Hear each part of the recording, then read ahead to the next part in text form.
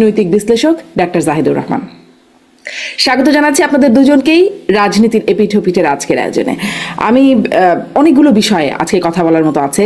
আমি ব্যারিস্টার ফুয়াদ, আপনার কাছ থেকে একটু শুরু করি যে ইসলামী আন্দোলনের মহাসমাবেশ হলো, সেখানে তারা 16 দফা দাবি পেশ করেছে, রাষ্ট্রীয় সংস্কার, সংখ্যানুপাতিক নির্বাচন এবং জুলাই সনদ ঘোষণা সহ দাবিগুলো তাদের আছে। সেখানে আমরা দেখেছি জামায়াতে ইসলাম, এনসিপি, আপনারাও ছিলেন। বিএনপিকে আমন্ত্রণ জানানো হয় নাই, কারণ বিএনপি সংখ্যানুপাতিক নির্বাচনের বিরোধিতা করে। এই যে সংখ্যানুপাতিক নির্বাচনের মানে দাবি আবারও এখানে বলা বা অন্য দাবিগুলো, একটা কি চাপ তৈরির উদ্দেশ্য নাকি মানে ঐক্যমত কমিশনের তো আলোচনা চলছে এই বিষয়গুলো নিয়ে, আবার সমাবেশ করে দাবি জানানো কেন? ধন্যবাদ। প্রথম কথা হচ্ছে যে পিআর এর ব্যাপারে আসলে আমি জাহিদ ভাই আসলে বিভিন্ন প্ল্যাটফর্মে প্রচুর কথা বলেছি আর কি, আরো অনেক কয়েক মাস আগে থেকে আর কি। এবং পিআর এর একটা ন্যায্যতার জায়গা আমাদের রাজনীতিতে, আমাদের রাজনৈতিক দলগুলোর স্বার্থ সংরক্ষণ করার ব্যাপারে বরাবরই ছিল। পাস দ্য পোস্টের যে লিমিটেশন গুলো আছে সেটা বারবার যেটা হয়েছে যে একটা অথরিটেরিয়ান রেজিম তৈরি করবার যে একটা সম্ভাবনা বাংলাদেশে আমরা দেখেছি, সেখান থেকে অন্যান্য দলগুলোর মধ্যে এই চৈতন্যটা খুব সিরিয়াসলি কাজ করছে। এবং দেখেন যে বাংলাদেশে 40-42% ভোট পেয়ে কিন্তু ক্ষমতায় যেতে পারছে, কিন্তু 5%, 7%, 8% ভোট পাওয়ার মতো জায়গায় যারা আছেন তারা আসলে একটা সিটও পান না। এরকম একটা বাস্তবতাও কোনো কোনো নির্বাচনে তৈরি হয়ে যায়। তো সেই জায়গাতে আমাদের দলের পক্ষ থেকে আমরা যেটা চেয়েছিলাম সেটা হচ্ছে একটা মিক্স সিস্টেম প্রস্তাব করেছি।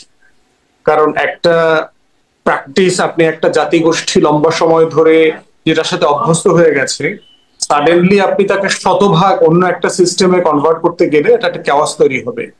আমাদের দলের পক্ষ থেকে আমরা প্রস্তাব করেছি যে 200 সিটে first past the post system থাকুক এবং 100 সিটে আমরা পাইলটিং করতে পারি। 200 সিটে রাখবার একটা প্রস্তাবনার একটা রেশনাল হচ্ছে বিএনপি যেহেতু বড় দল, তাকে আস্থায় রেখেই একটা সংস্কার করতে হবে। তো 200 সিট যদি ফার্স্ট পাস দ্য পোস্ট সিস্টেমে থাকে, তাতেও বিএনপির ক্ষমতায় আসার জায়গাটা কোনোভাবে চ্যালেঞ্জের সম্মুখীন হবে না যদি পিআর এর মাধ্যমে বাকিরা সবাই মিলেও 100 সিট নিয়ে নেয়। তো এইটা হচ্ছে সংস্কারের একটা প্র্যাগম্যাটিক প্রপোজিশন আর কি, যে বিএনপিকে অনবোর্ড করা। দ্বিতীয়ত হচ্ছে আমরা চাচ্ছিলাম যে 100 সিটে করলে যেটা হবে যে বিএনপি ছাড়া বাকি যত রাজনৈতিক দল আছে টেকনিক্যালি ধরেন আপনি 50, 60, 70 সিটের মতো সবাই কভার হয়ে যাবে, যত দল আছে। 1% যদি আপনি ভোট লাইন ধরেন, থ্রেশহোল্ড ধরেন, আপনি মোটামুটি কভার হয়ে যাবে। এবং এতে যেটা সুবিধা আছে যে কেউ বঞ্চিত হবে না, আপনার সবাই মানে অ্যাকোমোডেটেড হবে এই পার্লামেন্ট। এই প্রস্তাবনাটা কিন্তু বিএনপি ছাড়া সকল রাজনৈতিক দল দিয়েছে কোনো না কোনো ফর্মে। কেউ কেউ বলছে শতভাগ পিআর, কেউ কেউ বলছে এই হাউসে পিআর অথবা উপরের হাউসে পিআর, এরকম আলোচনা আসছে। আমরা যেহেতু আমাদের পক্ষ থেকে একটা হাউসের কথাই বলেছি যে আমরা সেকেন্ড চেম্বারের পক্ষপাতী না, তো একই হাউসে এই 300 আসন সংরক্ষিত 100 বাড়ানোর প্রস্তাব করেছি 400। এই 400-র উপরে টোটালি 100-র উপরে পিআর হোক, 300-র উপরে 100 পিআর হবে, 200 হলো নির্বাচিত, আর বাকিটা হচ্ছে প্রপোর্শনেটলি ভোটের উপরে, বাকিটা হচ্ছে সংরক্ষণ, আপনি ভাগ করবেন।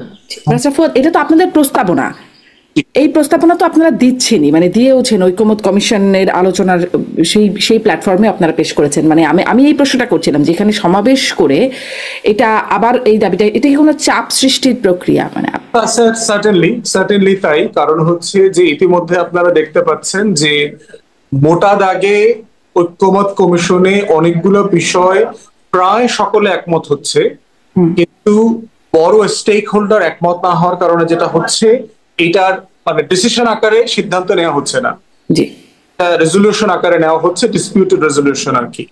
তো জায়গাতে সার্টেনলি তারা মনে করছে যে তাদের যেহেতু একটা পলিটিক্যাল স্টেক আছে এবং দেশে বিরোধী দল নাই, বিএনপি যদি সরকারি দলে যায়ও সেক্ষেত্রে তাকে একটা ডেমোক্রেটিক নিয়ন্ত্রণের জায়গায় রাখা এবং একটা সাইজেবল মেজরিটি আকারে আপনি 50, 80, 100 সিটের একটা অপোজিশন আকারে একটা ডেমোক্রেটিক প্রসেসে হাজির হওয়ার সুযোগ যদি থাকে, সেই সুযোগটাকে তো অবশ্যই রাজনৈতিক দল আকারে সবাই কাজে লাগাতে চাইবে। এটা একটা মিউচুয়াল ইন্টারেস্টের জায়গা যেমন আছে, এর ভিতরে রাষ্ট্রেরও আমি এখানে বেনিফিট দেখি। তাই ধন্যবাদ, আপনার কাছে আসছি আবারও এই প্রসঙ্গটিতে। আমি একটু ডাক্তার জাহিদ, আপনার মন্তব্য নেই যে এই চাপ সৃষ্টি করার একটা প্রক্রিয়া, মানে সংখ্যানুপাতিক নির্বাচন নিয়ে তো আপনারা কথা বলছেনই, এখন এভাবে মহাসমাবেশ করে সবগুলো দল, এর পক্ষের দলগুলো একসাথে একটা চাপ সৃষ্টির প্রক্রিয়া, যেটি ব্যারিস্টার ফুয়াদও বলছিলেন।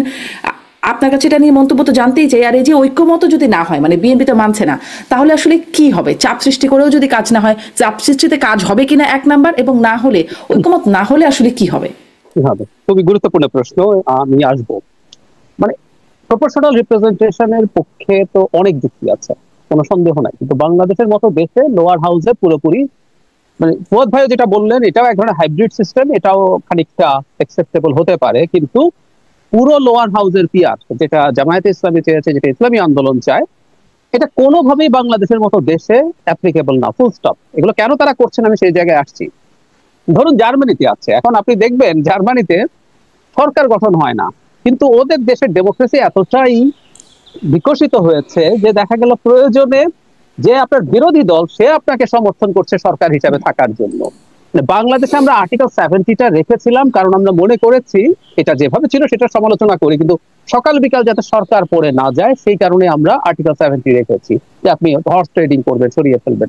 লোয়ার হাউস পিআর যদি পুরো হয়ে যায়, একটা ছোট এক্সাম্পল দিই, 35%, একটু বেশি বলেছেন, 40-42 লাগে না, 35 পেলেই মোটামুটি আপনি 151 সিট পেয়ে যেতে পারেন। তো পিআর হলে সেই দল সিট পাবে 105, তার আরো 36টা সিটের প্রয়োজন হবে, সেই 36টা কেউ না কেউ দিল আমরা ধরলাম, এবং এরপর আমরা দেখবো সরকারটা সাস্টেইন করছে না। নেপালে এই ঘটনা ঘটতেছে, আমাদের একদম কাছাকাছি এটা আছে। একটা কথা মনে রাখতে হবে, কোন জিনিস থিওরিটিক্যালি কেমন সেটার চাইতে জরুরি কথাটা হচ্ছে আমার দেশে এটা কেমন হতে পারে। যেমন ধরুন তত্ত্বাবধায়ক সরকার বলে কোনো বস্তু পৃথিবীতে ছিল না, আমরা এনেছি, পরে আমাদের দেখে দেখে পাকিস্তান একটু ডিফারেন্ট ওয়েতে করেছে, সরিয়ে ফেলা হলো, আমরা আবার সবাই একমত। তার মানে আমাদের দেশের কতগুলো বাস্তবতা আছে। সো লোয়ার হাউসের পুরোপুরি পিয়ার ইম্পসিবল একটা ব্যাপার, এটা কোনোভাবেই হতে পারে না। কিন্তু যে আলোচনাটা হয়েছিল সেই আলোচনাটা আসলে একটু ফ্রাস্ট্রেটিং, এই জন্যই আবার একটা হাউস করা এবং সেখানে প্রপোর্শনাল রিপ্রেজেন্টেশন রেখে তাতে কিন্তু এই কাজগুলো হতে পারতো। যে দলটা 3% ভোট পেয়েছে লোয়ার হাউসে, সে একটাও সিট পেলো না, সে আপার হাউসে 3টা সিট পাবে, সেই 3টা সিট পাওয়া অনেক ক্ষেত্রে সে গুরুত্বপূর্ণ ভূমিকা পালন করতে পারবে। সেটা মানে ফুয়াদ ভাইদের মডেলটা এটা মোটামুটি এক ধরনের অ্যাকসেপ্টেন্স হতে পারে, কিন্তু আপার হাউস করলে সমাধানটা হতে পারতো। এখন এটা হচ্ছে না, বিএনপি এটা করছে না, এখন সবাই একত্র হয়ে চাপ দিচ্ছেন কেন? আমার একটা ভিন্ন অপিনিয়ন আছে, এটা যে তারা লোয়ার হাউসে এটা চায়, এটা একত্রে তাদের স্বার্থের পক্ষে। আমি ইসলামী আন্দোলনের কথাই যদি বলি, তাদের বিভিন্ন সিট মিলে আমি ন্যূনতম ভোটের কথাও যদি বলি, 1% ভোট তারা পেতেই পারেন, সেই সম্ভাবনা বেশ ভালো আছে। সেই হিসাবে কিন্তু তারা আমি তাত্ত্বিক ভাবে বলছি, এর চেয়ে বেশিও পেতে পারেন। তাদের বেশ কিছু জায়গায় কিছু ভোট আমরা বিভিন্ন নির্বাচনে দেখেছি তারা পান। তো 1% পেলে তারা 3টা সিট কিন্তু লোয়ার হাউসে পেতে পারে, সেই বিবেচনায় তিনি লোয়ার হাউস চাইতে পারেন, যুক্তিতে মনে হয়। কিন্তু আমার কাছে এটা একেবারে একটা পলিটিক্যাল মুভ মনে হয় একটা কারণে। এখন আসলে বিএনপির সাথে আন্ডারস্ট্যান্ডিং কেমন হবে, বিএনপির সাথে ইলেকশনে কে কে আন্ডারস্ট্যান্ডিং এ যেতে চায়, কতটুকু যেতে চায়, এইগুলো কথা বলে নানাভাবে বিএনপির উপরে চাপ তৈরি করে বিএনপির কাছ থেকে কতটুকু ল্যাভারেজ, এটা শুধু সরকারের কথা বলছি না, ইলেকটোরাল ল্যাভারেজ কতটুকু অর্জন করা যায়, এখন এই খেলাগুলো আসলে শুরু হবে। সো এখানে আমরা মুখে যা বলতে দেখছি, বাস্তবে যে তাদের ভেতরে এই চিন্তাই আছে, আমি সেটা মনে করি না। এবার আপনার আরেকটা প্রশ্নের জবাব, সেটা হচ্ছে সংস্কার যদি না মানে, আমি বরং একটা থট এক্সপেরিমেন্ট করার চেষ্টা করেছি। বিএনপি যেহেতু বেশ কিছু মানছে না, বিএনপি যদি বলে যে আমরা একটা সংস্কারও মানি না, যে কথাও মেনেছে এগুলো আমরা আজকে উজ্জ্ব করলাম, একটা সংস্কারও মানি না, আমরা আমাদের এই সংস্কারের আলোচনা থেকে নিজেদেরকে উজ্জ্ব করে নিয়ে চলে গেলাম, তাত্ত্বিক ভাবে বলছি, তাহলে কি হবে? মানে আমি ইদানিং বিশেষ করে ঐক্যমত্য কমিশনের পক্ষ থেকে ওখানকার একজন সদস্য একবার নির্বাচনের সাথে সংস্কার মেনে নেয়াকে উনি একদম এভাবেই বলছিলেন যে মেনে নিলেই তো নির্বাচনের পক্ষে আমরা এগিয়ে যেতে পারি, যখন প্রধান উপদেষ্টা ডেট জানে। তার মানে এই ধরনের একটা পারসেপশন তৈরি করার চেষ্টা করা হয়েছে যে এটা না হলে ইলেকশনের দিকে আমরা যাব না, এটার রিডিং বিটুইন লাইনস এরকম। আমি সাম্প্রতিক সময়ে যা যা হচ্ছে, ধরুন খুব ভালো হয় যদি আমরা একমত হতে পারি, আমরা সবাই একমত হয়ে যদি একটা জুলাই চার্টার সাইন করতে পারি, ছাড়টার দিয়ে একটা জায়গায় পৌঁছে, সেটা খুব সুন্দর আমাদের ইউনিটি। কিন্তু যদি একটাও না মানে, বা যতগুলো মেনেছে, বিএনপি আর্টিকেল 70 অনেকটা মেনে নিয়েছে, বিএনপি জুডিশিয়ারি সেপারেশন পুরো মেনে নিয়েছে, এছাড়া যে 10 বছর টার্মস, এখন 10 বছরের জন্য মেয়াদ মেনে নিয়েছে, অনেক আইন মেনে নিয়েছে, সব যদি করে গিয়ে মেনে তো পুরোপুরি নেয়নি মনে হয়, 10 বছরের টার্মটাকে পুরোপুরি মেনেছে, তার সাথে আবার শর্ত আছে। মানে মেনেছে বলে মনে হয় না তো ওটা। না না, মেনেছে। শর্ত কেন বলছি, ধরুন আমি শর্ত যদি তারা নাও দেয়, তারা যদি বলেন আমি এটা মানি ওটা মানি না, মানে বিএনপি যদি না চায়, একটা কথা মনে রাখতে হবে তো, আসলে এগুলো সবগুলো কনস্টিটিউশনাল অ্যামেন্ডমেন্ট, এটা তো আপনি অর্ডিন্যান্স করে করতে পারছেন না।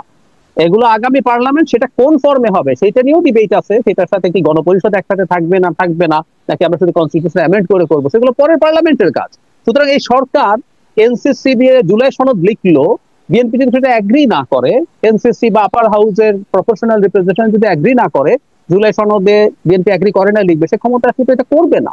সুতরাং এটাকে শর্ত বানানোর কিছু নাই, বরং এটাকে শর্তহীনই বলবো, যে ওটা দিয়ে যদি সরকার শেষ পর্যন্ত সরে নাও আসে, তাহলেও ঘুরে ফিরে আসলে এটা এফেক্টিভ হবে না, ওটা জোর করে তো চাপিয়ে দেওয়া যাবে না। তো যতটুকু মেনেছে, কিন্তু আমি বলছি এটা যদি মানাটা বাদ দিয়েও সে সরে যায়, বা আমি আরো খুব ক্রুড প্রশ্ন করি, বিএনপি যদি বলে আমরা কোনো সংস্কার চাই না, বিএনপি কি ভোটে হারবে এবার? বিএনপি কি এবার ভোটে হারবে? খেয়াল করি আমরা শারমিন, আমরা যখন কথা বলি আমরা জনগণ সংস্কার চাই। সংস্কার আসলে চায় educated, conscious, urban middle class. আমি একদম এই প্রত্যেকটা অ্যাডজেক্টিভ রেখে বলছি। আরবান মিডল ক্লাস শুধু এডুকেটেড হলেই হবে না। আমি নিজে ব্যক্তিগতভাবে আমি যেটা সমাজকে বুঝতে চাই, রাজনীতি বুঝতে চাই, অনেকের সাথে কথা বলে দেখেছি, আমি অনেকের মধ্যে দেখেছি যে এটা নিয়ে ডিজায়ার নাই। আবার কারো কারো আছে, কেউ কেউ প্রচন্ড বিরক্ত বিএনপির ওপরে, বিএনপি কেন এগুলো মেনে নিচ্ছে না, কেন সংস্কার চাইছে না। কিন্তু এই ক্লাসটা খুবই ছোট। হ্যাঁ, এই ক্লাসটা সোশ্যাল ক্যাপিটাল বেশি, এই ক্লাসটা লিখতে পারে, এই ক্লাসটা কলাম লেখে, এই ক্লাসটা টক শো করে, এই ক্লাসটা ফেসবুকে লেখে, শোরগোল করে। কিন্তু দিনের শেষে ভোটের হিসাব নিকাশে যদি বলি খুব বড় সমস্যা হবে, হবে না। সেজন্যই আমি মনে করি বিএনপি যদি মেনে নাও নেয় শেষ পর্যন্ত, মানে ইলেকশনে যাওয়া, এবং সেটা ইলেকশনের এজেন্ডা হয়ে দাঁড়াবে, সেটা ইলেকশনের ম্যানিফেস্টো হয়ে দাঁড়াবে। ফুয়াদ ভাইরা যে ধরনের পার্লামেন্ট চান, তারা তাদের দলের ম্যানিফেস্টোতে সেটা ইনক্লুড করবেন, আরো যা যা চান সেটা নিয়ে দীর্ঘমেয়াদী রাজনীতি হবে, এটাই। জি, আমি একটু ব্যারিস্টার ফুয়াদ, আপনি কি শুনতে পাচ্ছেন আমাকে? ব্যারিস্টার ফুয়াদ, আশা করি শুনতে পাচ্ছেন, আপনি আমাকে পাচ্ছেন? আচ্ছা, মানে আলোচনা যেটি হচ্ছিল যে ঐক্যমত কমিশনে, তাহলে আলোচনাটা আসলে কতটুকু গড়ালো এটাও একটু শুনতে চাই, যে এই বিষয়গুলো বিএনপি কি আসলে একমত হলো 10 বছরের মেয়াদের ক্ষেত্রে। আরেকটা, আমার অজ্ঞানতাকে মাফ করবেন, মানে আপার হাউস লোয়ার হাউস এটি কি এখনো পর্যন্ত চূড়ান্ত হলো, এটাও একটু আপনার কাছ থেকে জানতে চাই ছোট ছোট করে। আর সাথে সাথে মানে মূল আর একটা প্রশ্ন, যে আলোচনার অগ্রগতি এই অর্থে জানতে চাই যে সালাউদ্দিন আহমেদ, বিএনপির যিনি প্রতিনিধিত্ব করছেন ঐক্যমত কমিশনে, তিনি বলছেন খানাপিনা বেশি চলছে আলোচনার চেয়ে, আসলে আলোচনার অগ্রগতিটা এই জন্যই আরো বিশেষ করে জানতে চাই। একটা বিষয় হচ্ছে যে বাংলাদেশের ইতিহাসে রাজনৈতিক দলগুলোর আলোচনা, জোট করা, ঐক্যমত বসা, দুইটা জিনিসকে কেন্দ্র করে হয়েছে সবসময়। একটা হচ্ছে সরকার বিরোধী আন্দোলন, আর দ্বিতীয়ত হচ্ছে নির্বাচন। দেশের স্বার্থে বাংলাদেশের রাজনৈতিক দলগুলো নিজেরা বসে কখনো এই রাষ্ট্রটার জন্য কাজ করেছে এমন এক্সাম্পল আমার হিস্ট্রিতে আমার জানা নাই। জাহিদ ভাই জেনে থাকলে আমাকে কারেক্ট করবেন। তো এইটা হচ্ছে বাংলাদেশের ইতিহাসে একটা আনপ্রেসিডেন্টেড ঘটনা, যে জোটের বাইরে, নির্বাচনের বাইরে, দলীয় স্বার্থের বাইরে দেশটাকে নিয়ে, টোটাল জনগোষ্ঠীকে নিয়ে ভাবনা, আলোচনা, তর্ক বিতর্ক, আলাপ, এটা প্রথমবারের মতো হচ্ছে ঐক্যমত কমিশনের মধ্য দিয়ে। অতএব আমি সবচেয়ে বড়, মানে যেটা মনস্তাত্ত্বিক জায়গা থেকে দেখি, এটা হিস্টোরিক সাকসেস।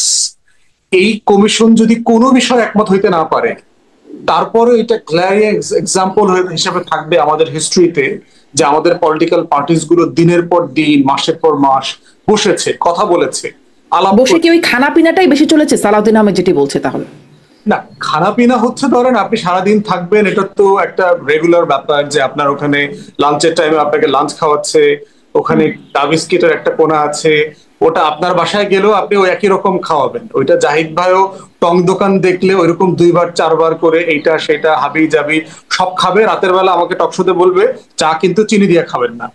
তো ওই এই তো আছে, এটা আপনি না খাওয়া দাওয়া তো বাদ দিয়ে দিতে পারবেন না। কিন্তু আসলে সিরিয়াস আলোচনা হচ্ছে ওখানে, এটা কোনোভাবে ছোট করে আমি দেখি না এবং দেখবো না কখনো। বরং হচ্ছে এই মনস্তাত্ত্বিক সাকসেসটাকে, যেটা হবে একটা চলমান প্রক্রিয়ার মধ্যে যেতে হবে। আমি জাহিদ ভাইয়ের সাথে একমত, বিএনপি অথবা যে কোনো পার্টিকে কোনো বিষয়ে ঐক্যমত করানোর জন্য জোরাজোরি করা উচিত না। কারণ হচ্ছে সংস্কার মনস্তত্ত্বে যদি ফিট ইন না করে, এটা হচ্ছে আইওএস এর উইন্ডোজ আপডেটের মতো। আপনি তো ওই মানে মানে ব্ল্যাকবেরির উইন্ডোজ আইনা তো আপনি iOS 15 আইফোনে আপডেট করতে পারবেন না, এটা ওয়ার্ক করবে না। কারণ চিন্তায় কোনো কোনো ব্যক্তি, কোনো কোনো সমাজ অনেক বেশি আপ টু ডেট থাকে, সে ওটাকে অ্যাডপ্ট করে নিতে পারে। কিন্তু যারা পারে না তাদেরকে কি করবেন? তাদেরকে ফেলে দেবেন, লেফট আউট করে ফেলবেন? তাহলে একটা সমাজের যে ক্রম বিকাশমান হওয়ার যে ধারাটা, সংস্কার তো ওইরকম একটা জায়গা, এটা সাডেনলি চাপিয়ে দিলে হবে না।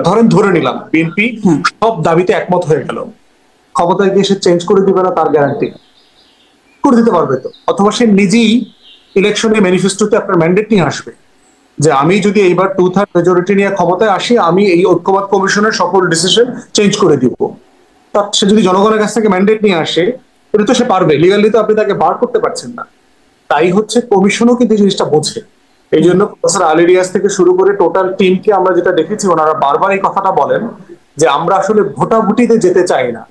মানে এই মতের পক্ষে কতজন, এই মতের বিপক্ষে কতজন, পক্ষের যুক্তি কি বিপক্ষের যুক্তি কি, ব্যাপারটা এরকম না। বরং হচ্ছে ওনারা সবাইকে অনবোর্ড নিয়ে ডিসিশন নিতে চাচ্ছেন, কারণ এটাই টেকসই হবে।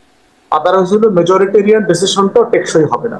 এই জন্য হচ্ছে আমার কাছে মনে হয়েছে যে এখানে আলোচনা ফলপ্রসূ হচ্ছে, আলোচনার কালচার ডেভেলপ করছে, এবং এই কালচারটা চলবে। এবং কিন্তু এই যে গুরুত্বপূর্ণ বিষয়ে একমত না হলে মৌলিক সংস্কার হিসেবে মেনে নেবে না, এনসিপি এই কথা বলেছে যে তারা আসলে এটাকে মানবেন না। সেক্ষেত্রে জুলাই সনদের কি হবে? আসলে জুলাই চার্টার হবার কথা জুলাইতেই, এটি ঘোষণা দিয়েছে সরকার। দেখেন, এটা তো একটা পলিটিক্যাল স্টেটমেন্ট আর কি।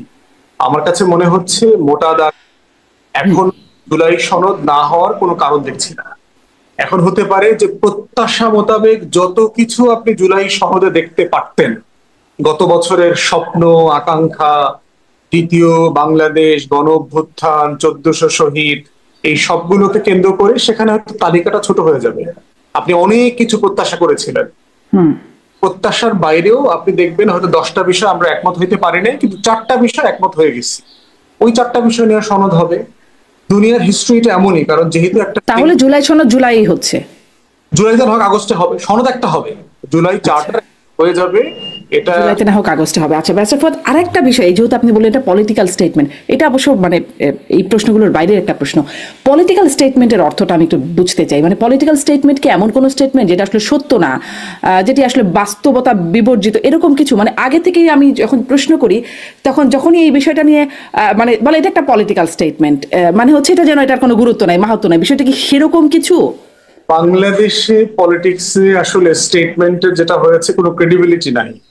বাংলাদেশের রাজনীতিবিদরা এত পলিটিক্যাল পার্সনদের, পলিটিশিয়ানদের কোনো ক্রেডিবিলিটি নেই, তারা যে স্টেটমেন্ট দেন লার্জলি নাই আর কি। মানে আপনি বলছি না কোনো ভালো রাজনীতিবিদ নাই, ব্যাপারটা তা না। আমি বলছি এই জন্য দেখবেন যে বাংলাদেশের রাজনীতিবিদদেরকে মানুষ বিশ্বাস করে না। এখন আমরাও যখন গ্রামে গঞ্জে যাই না, তো রাস্তাঘাট দেখতে গেলে পরে গ্রামের লোকজন এসে বলে যে ভাই এক রাস্তা কয়বার মাপবেন? আপনাদের মতো বহু সাররা আইসা তো এই রাস্তা মাইপা গেছে। এখন দেখেন মানুষ আমাদেরকে কি মনে করে, মানে আমাদেরকে টাউটবাটবার মনে করে। এই লোকগুলা খালি ফাউল লোক, এই একই রাস্তা। আপনারা এত পলিটিক্যাল স্টেটমেন্ট দেন কেন যে এই বিষয়গুলো মানে ক্রেডিবিলিটি বিবর্জিত? তাহলে এখন তখন যেটা হয়, ভাই রাস্তা করে দিব, ভাই ব্রিজ করে দিব, ঘরে ঘরে আপনাদের সব মেয়েদেরকে বিয়ে শাদী করাই দিব, মেয়ের বয়স না হইলেও কোনো সমস্যা নাই, সব ছেলেদের মুসলমানি করাই দিব। এই যে একটা বিশাল আপনার ওয়াদা দিয়ে আসে, এরপরে নির্বাচন করতে তারা খবর রাখে না। অতএব এই জন্য যেটা হয়েছে যে স্টেটমেন্টের ক্রেডিবিলিটি কম্প্রোমাইজ হয়ে গেছে, আমাদেরকে মানুষ ট্রাস্ট করে না। আর পলিটিক্স কিছু রেটরিক আছে, এটা আপনি যেহেতু ট্রাম্পের দেশে থাকেন, আপনি তো প্রতিদিন প্রচুর রেটরিক শোনেন। ইরানকে সে অ্যাপ্রিসিয়েট করেছে, 2 দিন আগে বোমা মারার ব্যাপারে তাকে জানানো হয়েছে এবং সে খুবই সন্তুষ্ট, ইরানকে ধন্যবাদ দিয়েছে। এখন এই ডিল থেকে উঠায় নিয়ে আইসা যুদ্ধ বাধায় আবার ধন্যবাদ দেওয়া, মানে এই রেটরিক তো পলিটিক্স গ্লোবালি চলছে। কিন্তু আমাদের দেশে এটা অবশ্যই আমেরিকাতে একটু ট্রাম্পের একটা ভিন্ন রকম পলিটিক্যাল স্টেটমেন্টের মনে হয় বাংলাদেশকে ফলো করেন ট্রাম্প হয়তো কোনোভাবে, হয়তো তাই। ডাক্তার জাহিদ, আরেকটা বিষয়ের দিকে একটু যাই। 3টি দিবস ঘোষিত হয়েছে, 5ই আগস্ট গণঅভ্যুত্থান দিবস, 8ই আগস্ট নতুন বাংলাদেশ দিবস, 16ই জুলাই আবু সাইদ দিবস। এখানে এনসিপি আসলে এটিতে আপত্তি জানাচ্ছে। তারা মানে 16ই জুলাই আবু সাইদ দিবস, হাসনাত আব্দুল্লাহ একটা পোস্ট মানে শেয়ার করেছেন, আমি দেখছিলাম। তিনি সিদ্দিকুর রহমান খান নামের একজনের পোস্ট শেয়ার করেছেন, যিনি লিখছেন যে 5ই আগস্ট অভ্যুত্থান দিবস ঠিক নয়, এটি হবে দ্বিতীয় স্বাধীনতা দিবস। 8ই আগস্ট নতুন বাংলাদেশ দিবস নয়, পরাজয় দিবস, বেইমান সরকার বসানোর দিবস। এই বেইমানিটা আমাদের সাথে করেছে ডিপ স্টেট, এপিঠ আর কথিত সুশীল সমাজ। আপনার কাছ থেকে একটু এই দিবসগুলো সম্পর্কে আপনার পর্যালোচনা জানতে চাই, এবং এই মানে হাসনাত আব্দুল্লাহ যে পোস্টটা শেয়ার করছেন এটি সম্পর্কেও যদি বলেন একটু। ইন্টারেস্টিং। হাসনাত আব্দুল্লাহ আমি পড়িনি, আগে শুনলাম আপনার কাছে। তবে হ্যাঁ, হাসনাত আব্দুল্লাহ যে এইভাবে খানিকটা চিন্তা করেন, বেশ আগে একটা অন্য একটা টকশোতে উনি আমার সাথে ছিলেন, তিনি এটা আমাকে আমার সাথে থেকেই বলেছেন। মানে প্রথম কথাটা হচ্ছে 5 অগস্টকে যে দিবস, এটাকে দ্বিতীয় স্বাধীনতা দিবস বলার কোনো প্রয়োজন আমি দেখি না। এটাকে আমরা ইনফর্মালি কেউ কেউ এভাবে বলেন, কিন্তু এটাও আমি একসময় বলার পর খানিকটা এখান থেকে সরে এসেছি। কারণ কেউ কেউ, এবং আমি তো রাগভাগ করে কেউ কেউ কোনো কোনো দল বলি না, সরাসরি জামায়াতে ইসলামী এই স্বাধীনতা শব্দটাকে 24-এর সাথে রিলেট করে 71-কে অনেকটা অবসোলেট করে দেওয়া যায় কিনা এই আলাপটা শুরু করার চেষ্টা করেছিল। সেই কারণে আমি মনে করি আমরা এটাকে ইনফর্মালি ভাবে বলতেও পারি, কারণ বাংলাদেশ আসলে ওই সময় শেখ হাসিনার একটা কলোনিতে পরিণত। শেখ হাসিনারও কলোনি, কিন্তু ইন্ডিয়ার কলোনি তো বটেই, শেখ হাসিনারও কলোনি। কারণ আওয়ামী লীগের লোকজন তাদের সম্পদ এই দেশে রাখছিল না। কলোনির ক্ষেত্রে যা হয়, আপনি কলোনির সম্পদ নিয়ে আপনার দেশে, তখন আসলে কানাডা, আমেরিকা, ইউরোপের বিভিন্ন দেশ, মালয়েশিয়া, দুবাই, ওগুলো তাদের দেশে গিয়েছিল। তো শেখ হাসিনার সময় আমাদের এটা এক ধরনের স্বাধীনতার আনন্দ দিয়েছে, কিন্তু আমি এখনো মনে করি কোনোভাবে এটা হওয়া উচিত না। এরপর যে ক্ষোভটা, আসলে এটা ক্ষোভটা কাদের আমরা বুঝতে পারি। মানে 5 তারিখের পর থেকে খুবই গুরুত্বপূর্ণ একজন পাবলিক ইন্টেলেকচুয়াল এটাকে লিড করার চেষ্টা করেছেন, এবং ঠিক ওই পয়েন্ট থেকে আমরা কয়েকজন আবার এটাকে ফাইট করার চেষ্টা করেছি। বাংলাদেশের গণ অভ্যুত্থানকে বিপ্লব হিসেবে দেখিয়ে একটা বিপ্লবী সরকার তৈরির প্ল্যান ছিল। বিপ্লবী সরকার এসে আমাদের কনস্টিটিউশন স্থগিত করে দেবেন, তারা এখানে কতগুলো ফরমান জারি করে করে দেশ চালাবেন, তারপরে আস্তে আস্তে সংবিধান তৈরি হবে, এই ছিল পরিকল্পনা। কিছু প্রকাশ্যে কথা বলেছেন এগুলো নিয়ে। তো ওই খোয়াবটা যে ছিল তাদের কাছে 8 তারিখের, মানে 8 তারিখে ডক্টর ইউনূসের সরকারের অনেক ব্যর্থতা আছে। আপনার সাথে আমি আগের প্রোগ্রামেও আমরা অনেক এসব সমালোচনা করেছি, কিন্তু এটা বাংলাদেশের যেটা বিট্রায়াল হয়েছে আমি মনে করি না। এবং ওই পক্ষ একটা কথা বলার কথা চেষ্টা করছে, তারা যেহেতু 5 তারিখের সাফল্যকে বিপ্লব বলে, এটাকে প্রতি বিপ্লব বলছেন, যে সাংবিধানিক প্রতি বিপ্লব হয়ে গেছে। সো 8 তারিখের এই সরকার অনেকের পছন্দ হয় নাই, এবং হাসনাত আব্দুল্লাহ এটা শেয়ার করার মাধ্যমে প্রমাণ করলেন যে তিনিও আসলে ঠিক একই পেজে আছেন, তিনিও তাই মনে করেন। সো এটা হলো ওই ওই ন্যারেটিভ। তারা এখন আসলে শক্তির ওই জায়গায় নাই, কোনো না কোনো একটা সময় তারা হয়তো এই ধরনের চেষ্টা করতে পারেন। হাসনাত আব্দুল্লাহ আমাকে আমার সাথে বসে নিজে কিন্তু একদিন বলেছিলেন যে এটা তাদের একটা বড় ভুল, তারা একটা বিপ্লবী সরকার করেনি। একটা চাকরির জন্য রাস্তায় নেমে শেখ হাসিনার অধীনে, আই রিপিট, শেখ হাসিনার অধীনে বিসিএস চাকরি করতে চেয়েছিল তারা, পুলিশ এবং প্রশাসনে বেশি ফার্স্ট চয়েস, যেগুলো শেখ হাসিনাকে ক্ষমতায় রাখতে সাহায্য করে। সেই মুভমেন্টটা তিউনিসিয়া মডেলে যেটা হয়েছে, মানুষের ক্ষোভে মানুষ নেমে গেছে, শেখ হাসিনার পতন হয়ে গেছে। এটাকে যদি বিপ্লব বলা যায়, বিপ্লবকে খুব আন্ডারমাইন করা হয়। বিপ্লব করে ভালো হয় না খারাপ হয়, বিপ্লব করে খারাপ হওয়ার ইতিহাসও আছে। চাইনিজ রেভলিউশনের পরে রাদার পাল্টা যা হয়েছে সেটাই চায়নাকে আজকে এই জায়গায় নিয়েছে। মাওয়ের চায়না বিভৎস দরিদ্র এবং ব্রুটাল একটা স্টেট হয়ে এসেছিল, মানুষের জীবনকে ওখানে নিয়ে ছিনিমিনি খেলা হয়েছে, গরিব হয়ে গেছে। পরবর্তীতে রাদার বিপ্লবের উল্টো হয়েছে, ওরা ক্যাপিটালিস্ট ধরনের ইকোনমি এসে সাকসেসফুল হয়েছে, কিন্তু তারপর মাওয়ের যে লড়াই তার এই বিপ্লবের পেছনে অকল্পনীয় রকম বড়, এতে তো কোনো সন্দেহ নাই। সো এখানে ঘাট ধরে এটাকে বানিয়ে তাদের ফ্রাস্ট্রেশন থেকে তারা এগুলো লিখছেন। আর সরকারও যে দিবসের নাম দিয়েছে এটাও হাস্যকর। এটাকে আমার কাছে খানিকটা শেখ হাসিনার মতো মনে হয়। এই সরকার নতুন বাংলাদেশ দিবস, এই সরকার অনেক ভালো হতে পারতো শেখ হাসিনা সব প্রবলেমের পরও। আমি মনে করি অনেক অনেক জায়গায় এই সরকার একটা অ্যাডমিনিস্ট্রেটিভ জায়গা থেকে খুবই ব্যর্থ একটা সরকার, কিন্তু আমি ধরে নিলাম যে সরকারটা ভীষণ সফল। তারপরও কি সরকার নিজের যেদিন শপথ নিয়েছে সেদিনকে তারা নতুন স্বাধীনতা দিবস এরকম ভাবে বলবে? এটা না, যায় না এই সরকারটার সাথে। এই দিবসটা বাতিল করা উচিত, আর আবু সাইদকেও আলাদা করার দরকার আছে বলে আমি মনে করি না। যদিও আবু সাইদের মৃত্যু একটা বিশাল ল্যান্ডমার্ক, আমি বিশ্বাস করি আবু সাইদের মৃত্যু এভাবে মৃত্যু, এবং এটা যদি ভিডিও না থাকতো তাহলে আমাদের দেশে এবং দেশের বাইরে, আমার মনে পড়ে ওই সময় ইন্ডিয়ান মিডিয়া স্বভাবগত ভাবেই শেখ হাসিনার পক্ষে, সাইদের মৃত্যুটাকে তারাও নিতে পারছে না। তো ওইটার একটা বিরাট প্রভাব আছে, কিন্তু আমার মনে হয় তাকে আলাদা করে আমাদের অন্য শহীদদের থেকে আলাদা করে ফেলা ঠিক না। যদি আমাদের ইতিহাসে আবার উদাহরণও আছে, শহীদ আসাদ দিবস আছে, 69-এর গণ অভ্যুত্থানে আসাদের মৃত্যুর দিনটাকে আমরা আলাদাভাবে সেলিব্রেট করেছে, সেলিব্রেট আমরা স্মরণ করেছি এবং সেটাকে আলাদা করে দেখেছি, সেটা উদাহরণ আছে, কিন্তু আমি মনে করি এই দুইটা দিবসের কোনো প্রয়োজন নেই। জি, আমি একটু আপনার কথা থেকে আমার আরো একটা প্রশ্ন জাগে, কিন্তু আমি এই বিষয়টা নিয়ে একটু ব্যারিস্টার ফুয়াদের মন্তব্য নিয়ে তারপরে ওই বিষয়টাতে আসি, যে দিবসগুলো ঘোষণা সেটা নিয়ে আপনাদের মন্তব্য, এবং হাসনাত আব্দুল্লাহ যেই পোস্ট দিচ্ছেন বা তার যে প্রতিক্রিয়া, যে ডিপ স্টেট আর কথিত সুশীল সমাজ আমাদের সাথে বেইমানিটা করেছে, এই 8ই আগস্টকে বলছে নতুন বাংলাদেশ দিবস নন, এটি হচ্ছে পরাজয় দিবস, বেইমান সরকার বসানোর দিবস। মন্তব্য জানতে চাই। প্রথম কথা হচ্ছে যে দিবসের উদযাপন, গুরুত্ব এবং দিবসের রাজনীতি তো আমরা দেখতে দেখতে ক্লান্ত হয়ে গেছি গত আওয়ামী 16 বছরে। দিবস পালন ইন্টারন্যাশনালি রেকগনাইজড এবং এটা আসলে গুরুত্ব আছে। বিশ্ব পরিবেশ দিবস, নারী দিবস, বিভিন্ন দিবস মানুষের ভিতরে প্রচন্ড অ্যাওয়ারনেস ক্রিয়েট করে। এখন প্রশ্ন হচ্ছে যে এই দিবসটা কোন স্ট্যাটাসে থাকবে? এটা কি ন্যাশনাল ডে আকারে থাকবে না ন্যাশনাল হলিডে আকারে রাষ্ট্রীয় মানে ওই গুরুত্বের লেভেলে চলে যাবে? সেখানে আমি নীতিগতভাবে মনে করি যে দিবস উৎসবন উপলক্ষে পাবলিক হলিডের কালচার কমায় নিয়ে আসতে হবে। ইনফ্যাক্ট আমাদের টোটাল ছুটিকে অনেক বেশি রিঅর্গানাইজ করা দরকার।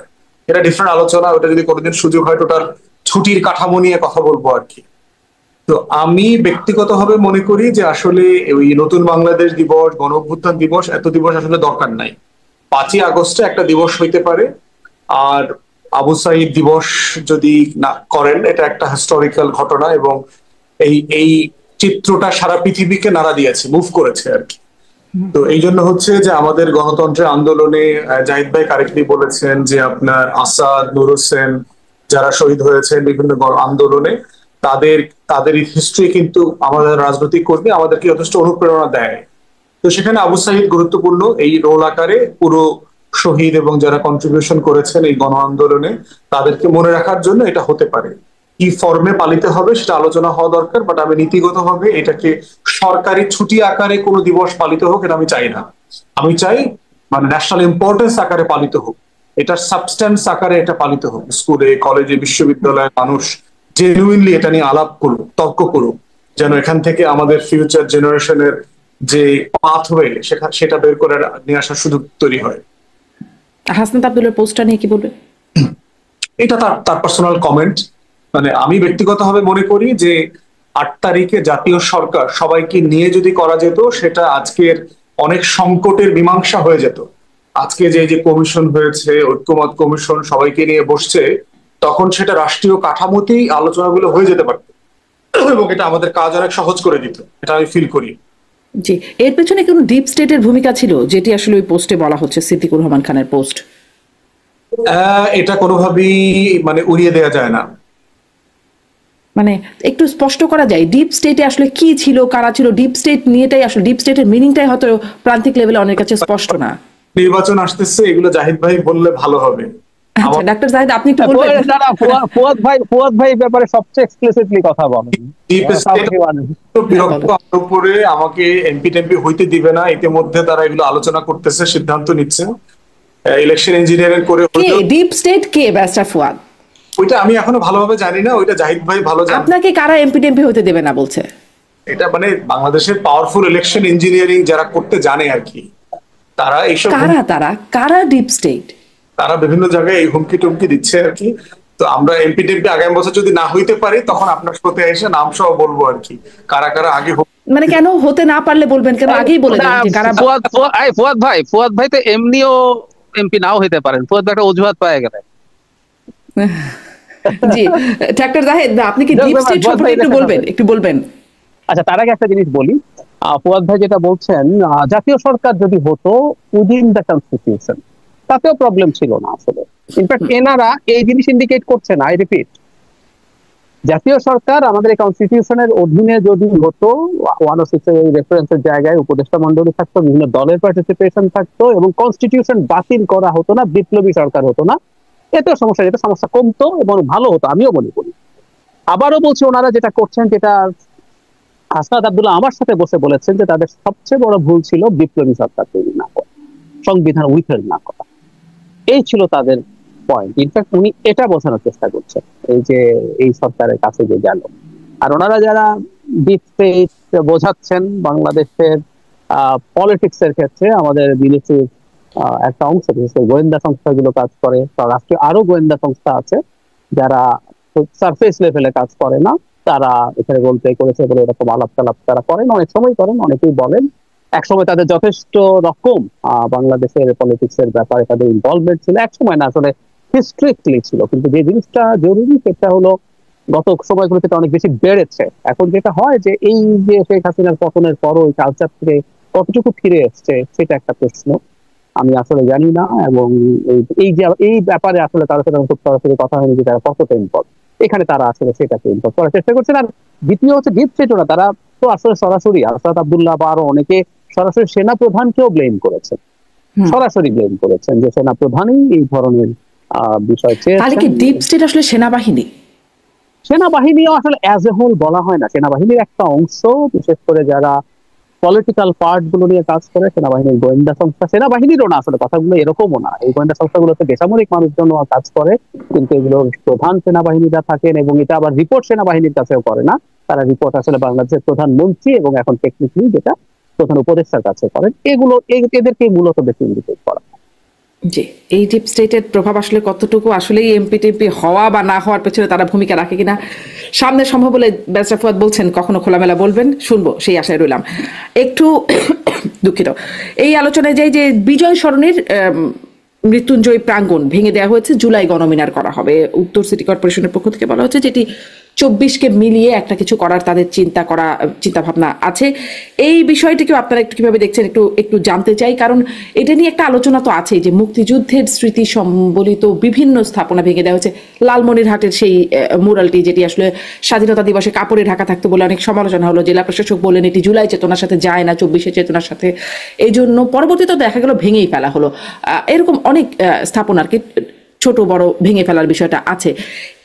এটা আসলে কতটা যৌক্তিক হচ্ছে ব্যারিস্টার ফুয়াদ?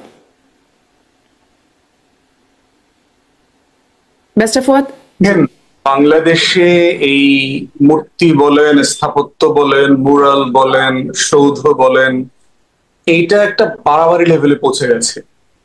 আমি তো লম্বা সময় ইউরোপে থেকে আসছি, আপনার এত পরিমাণ মুরাল সৌধ আমি ইউরোপের দেশগুলোতেও দেখি নাই। এখন প্রশ্ন হচ্ছে যে একটা হিস্টোরিক্যাল জায়গাকে আপনি স্মরণে রাখবেন, ধরেন শহীদ মিনার করেছে অথবা স্মৃতিসৌধ হয়েছে, মানে জাতির ইতিহাসের সবচেয়ে গুরুত্বপূর্ণ 2-4টা ইভেন্টকে আপনি স্মরণ করবেন, কিন্তু এর বাইরে প্রতিনিয়ত জায়গায় জায়গায় এটা করে যেটা হয়েছে যে লুটপাটের একটা মানে প্রকল্প তৈরি হয়েছে। আমরা মাঝখানে দেখলাম যে আপনার শুধু শেখ পরিবারের মূর্তি বানায় খরচ হয়েছে এরকম 4,000 কোটি টাকা, মানে 1-2 কোটি টাকা না, মানে যেই দেশের 80% লোক 2 বেলা পেট পুরে খেতে পায় না, সেরকম একটা রাষ্ট্রে আমরা এগুলোর পিছনে 4,000 কোটি টাকা খরচ করেছি। এটা হলো পাবলিশ রিপোর্ট। রিয়েলিটি আমি বিশ্বাস করি সংখ্যাটা অনেক বেশি হবে। এখন প্রশ্ন হচ্ছে যে প্রত্যেক জেলায় জেলায় এই জুলাইকে স্মরণ করবার জায়গার ব্যাপারে একটা কমন থিম তৈরি করে ফেলা দরকার, এবং সেইটা ধরেন শহীদ মিনার আছে প্রত্যেক জেলাতে, অথবা কোনো স্মৃতিসৌধ আছে কিনা, সেটার সাথে অ্যাকোমোডেট করে একটা নতুন নান্দনিক কিছু করা যায় কিনা, একই জায়গাতে জায়গা খরচ না করে কম খরচে। বিষয়টা হচ্ছে ঘটনাটাকে মনে রাখা। আর ঢাকার ঘটনাটাকে আপনি একটা বড় কোনো কিছু করতে পারেন, সেটা আলোচনা আসতে পারে আর কি, কিন্তু এইটা একটা বাড়াবাড়ি লেভেলে চলে গেছে টোটাল জিনিসটা। তো আমি এই স্মরণ করা, যে কোনো জিনিসের স্মরণ ঘাটাঘাটি বাড়াবাড়িটা আমার কাছে কখনোই খুব বেশি পছন্দের না। মানে আমি হচ্ছে এসেন্স, স্পিরিট, সাবস্ট্যান্স, এগুলো নিয়ে বেশি কনসার্ন আর কি, যে এটা আসলে মানে এডুকেট করার জায়গাটা কোথায়, এটা স্কুল কলেজের ছেলে মেয়েকে শিখাইতে হবে কোন জিনিসটা। এই পূজা করে লাভ হয় নাই তো, আমার ছেলে মেয়েরা তো আওয়ামী হয় নাই তো, ওরা তো আন্দোলন করেছে। তো এটা মাথায় রাখতে হবে যে এটা যেন নতুন রাজনীতি, ব্যবসা, প্রকল্প, লুটপাটে পরিণত না হয়। এই জায়গা কিন্তু ভেঙে ফেলতেও তো আবার একটা খরচ আছে, মানে লুটপাটের কথা বলছেন যে করতে কত খরচ হয়েছে, ভাঙতেও আবার এমন খরচ আছে, একটা ভালোই খরচ আছে। তো সেখানেও আবার কোনো লুটপাটের জায়গা তৈরি হচ্ছে কিনা, এবং এই ভেঙে ফেলাতেও কোনো বিশেষ বার্তা যাচ্ছে কিনা। ব্যারিস্টার ফুয়াদ, আমি একটু ডাক্তার জাহিদের কাছ থেকেও শুনে আসি, আপনি আরেকবার দরকার হলে বলবেন। জি ডাক্তার জাহিদ। আচ্ছা তারমানে আমি আমার একটা ব্যক্তিগত এক্সপেরিয়েন্স শেয়ার করতে পারবো এটা নিয়ে। জুলাই যে স্মৃতির কথা বলা হচ্ছে, এটার একটা কমিটি আছে, এটা প্রথম যে মিটিং, আমি I was invited to join there. আমি ওখানে ছিলাম। এরপর আমি আমার ব্যস্ততার কারণে আসলে আর এটার সাথে থাকতে পারিনি। একটা মিটিং এই ভেরি ফার্স্ট ওয়ান, এখানকার এই পরিকল্পনাটা সম্পর্কে আমি আসলে জানি, সেই কারণে আমি আপনাকে নিশ্চয়তা দিয়ে বলতে পারি। এবং এখানে যে আলাপ হয়েছে, এই আলাপে কারো কারো ওইখানে যারা অ্যাক্টিভ প্রেজেন্ট ছিলেন তারাই এখন মূলত এটা দেখাশোনা করছেন এবং সাথে আরো অনেকে যুক্ত হয়েছেন। এখানে বাংলাদেশের একাত্তরের ইতিহাসকে সাপ্রেস করা হবে এরকম কোন রকম কোনো সম্ভাবনা নেই। বাংলাদেশের এই সংগ্রামের ইতিহাসগুলো মানে একদম ধারাবাহিক ভাবে আসবে, আরো অনেক কিছু ইনক্লুডেড হবে এবং একাত্তরকে সবচেয়ে বড় রেখেই বাকি সব কিছু। একাত্তর আসলে যে কোনো বিবেচনায় মানে তাহলে কি যা আছে সব ভেঙে ফেলে এই এই মানে স্পিরিটটাকে বাস্তবায়নের জন্য আবার নতুন করে সবকিছু করা, মানে এখন এই পুরো স্পেসটাকে, আমি তাদের যে বক্তব্য, যেটা আমি প্রথম মিটিংটা ছিলাম, পুরো স্পেসটাকে তারা একদম নতুন ভাবে অ্যারেঞ্জ করতে চান, এটা হচ্ছে তাদের পরিকল্পনা। তো সেখানে তো আবারও সেই কোটি কোটি টাকার প্রকল্প শুরু হয়েছে। হ্যাঁ, ওখানে টাকা খরচের ব্যাপার আছে। তবে আমরা একটা জিনিস মোটামুটি এখন নিশ্চিত থাকতে পারবো, শেখ হাসিনার সময় যেরকম লুটপাট হয়েছে, যে লেভেলে লুটপাট হয়েছে, 5 টাকার কাজ 50 টাকায় হয়েছে, সেরকম কিছু হবে না। কিভাবে নিশ্চিত হতে পারবো? হচ্ছে নাকি লুটপাটের বিষয়টা কি একদম বন্ধ হয়ে গেছে? না, বন্ধ হয়ে যায়নি। আমি বলছি ওই মাত্রায় হবে না, আমরা এটুকু ধারণা করতে পারি। কারণ আমরা এখন পর্যন্ত এই সরকার যে এই সরকারের সময় করাপশন হচ্ছে না আমি তা বলছি না, কিন্তু এই যে লুটপাটের জন্যই একটা সরকার আছে, এই সরকারটাকে আমরা অন্তত এখন পর্যন্ত পারসেপশন সেরকম না, সেটা বলতে। জি, যে কিছু যোগ করতে চান ব্যারিস্টার ফাওয়াদ? আমি আরেকটা প্রসঙ্গে একটু যাবো, যদি কিছু যোগ না করতে চান। এই প্রসঙ্গে কি আর কিছু যোগ করতে চান ব্যারিস্টার ফাওয়াদ? জাহিদ ভাইয়ের সাথে একমত। প্লাস হচ্ছে যে আপনার এই মানে যেই একটা কনস্পিরেসি থিওরি চাপিয়ে দেবার চেষ্টা করা হচ্ছে যে 24-এর মধ্য দিয়ে যা কিছু 24-এ স্মরণ করবার চেষ্টা করা হচ্ছে, এটার মধ্য দিয়ে 71-কে নেগেট করবার একটা প্রচেষ্টা আছে। এটা একটা আওয়ামী বয়ান আমি মনে করছি, এবং এটা পরাজিত শক্তিরা সারা দুনিয়াতে এই কথাগুলো করেছে। কিন্তু 24-এর বিজয়ী শক্তিরা কিন্তু 47, 71, আমার ইতিহাস, আমার গর্বের যা কিছু আছে, কোনো কিছুকে তারা নেগেট করেনি, এবং এটা কখনো নেগেট করা যাবে না। মানে এইখানে এই জুলাই মানে মৃত্যুঞ্জয়ী প্রাঙ্গণ এটা ভেঙে ফেলে কেন গণমিনার? এটার পাশেও তো গণমিনার হতে পারতো।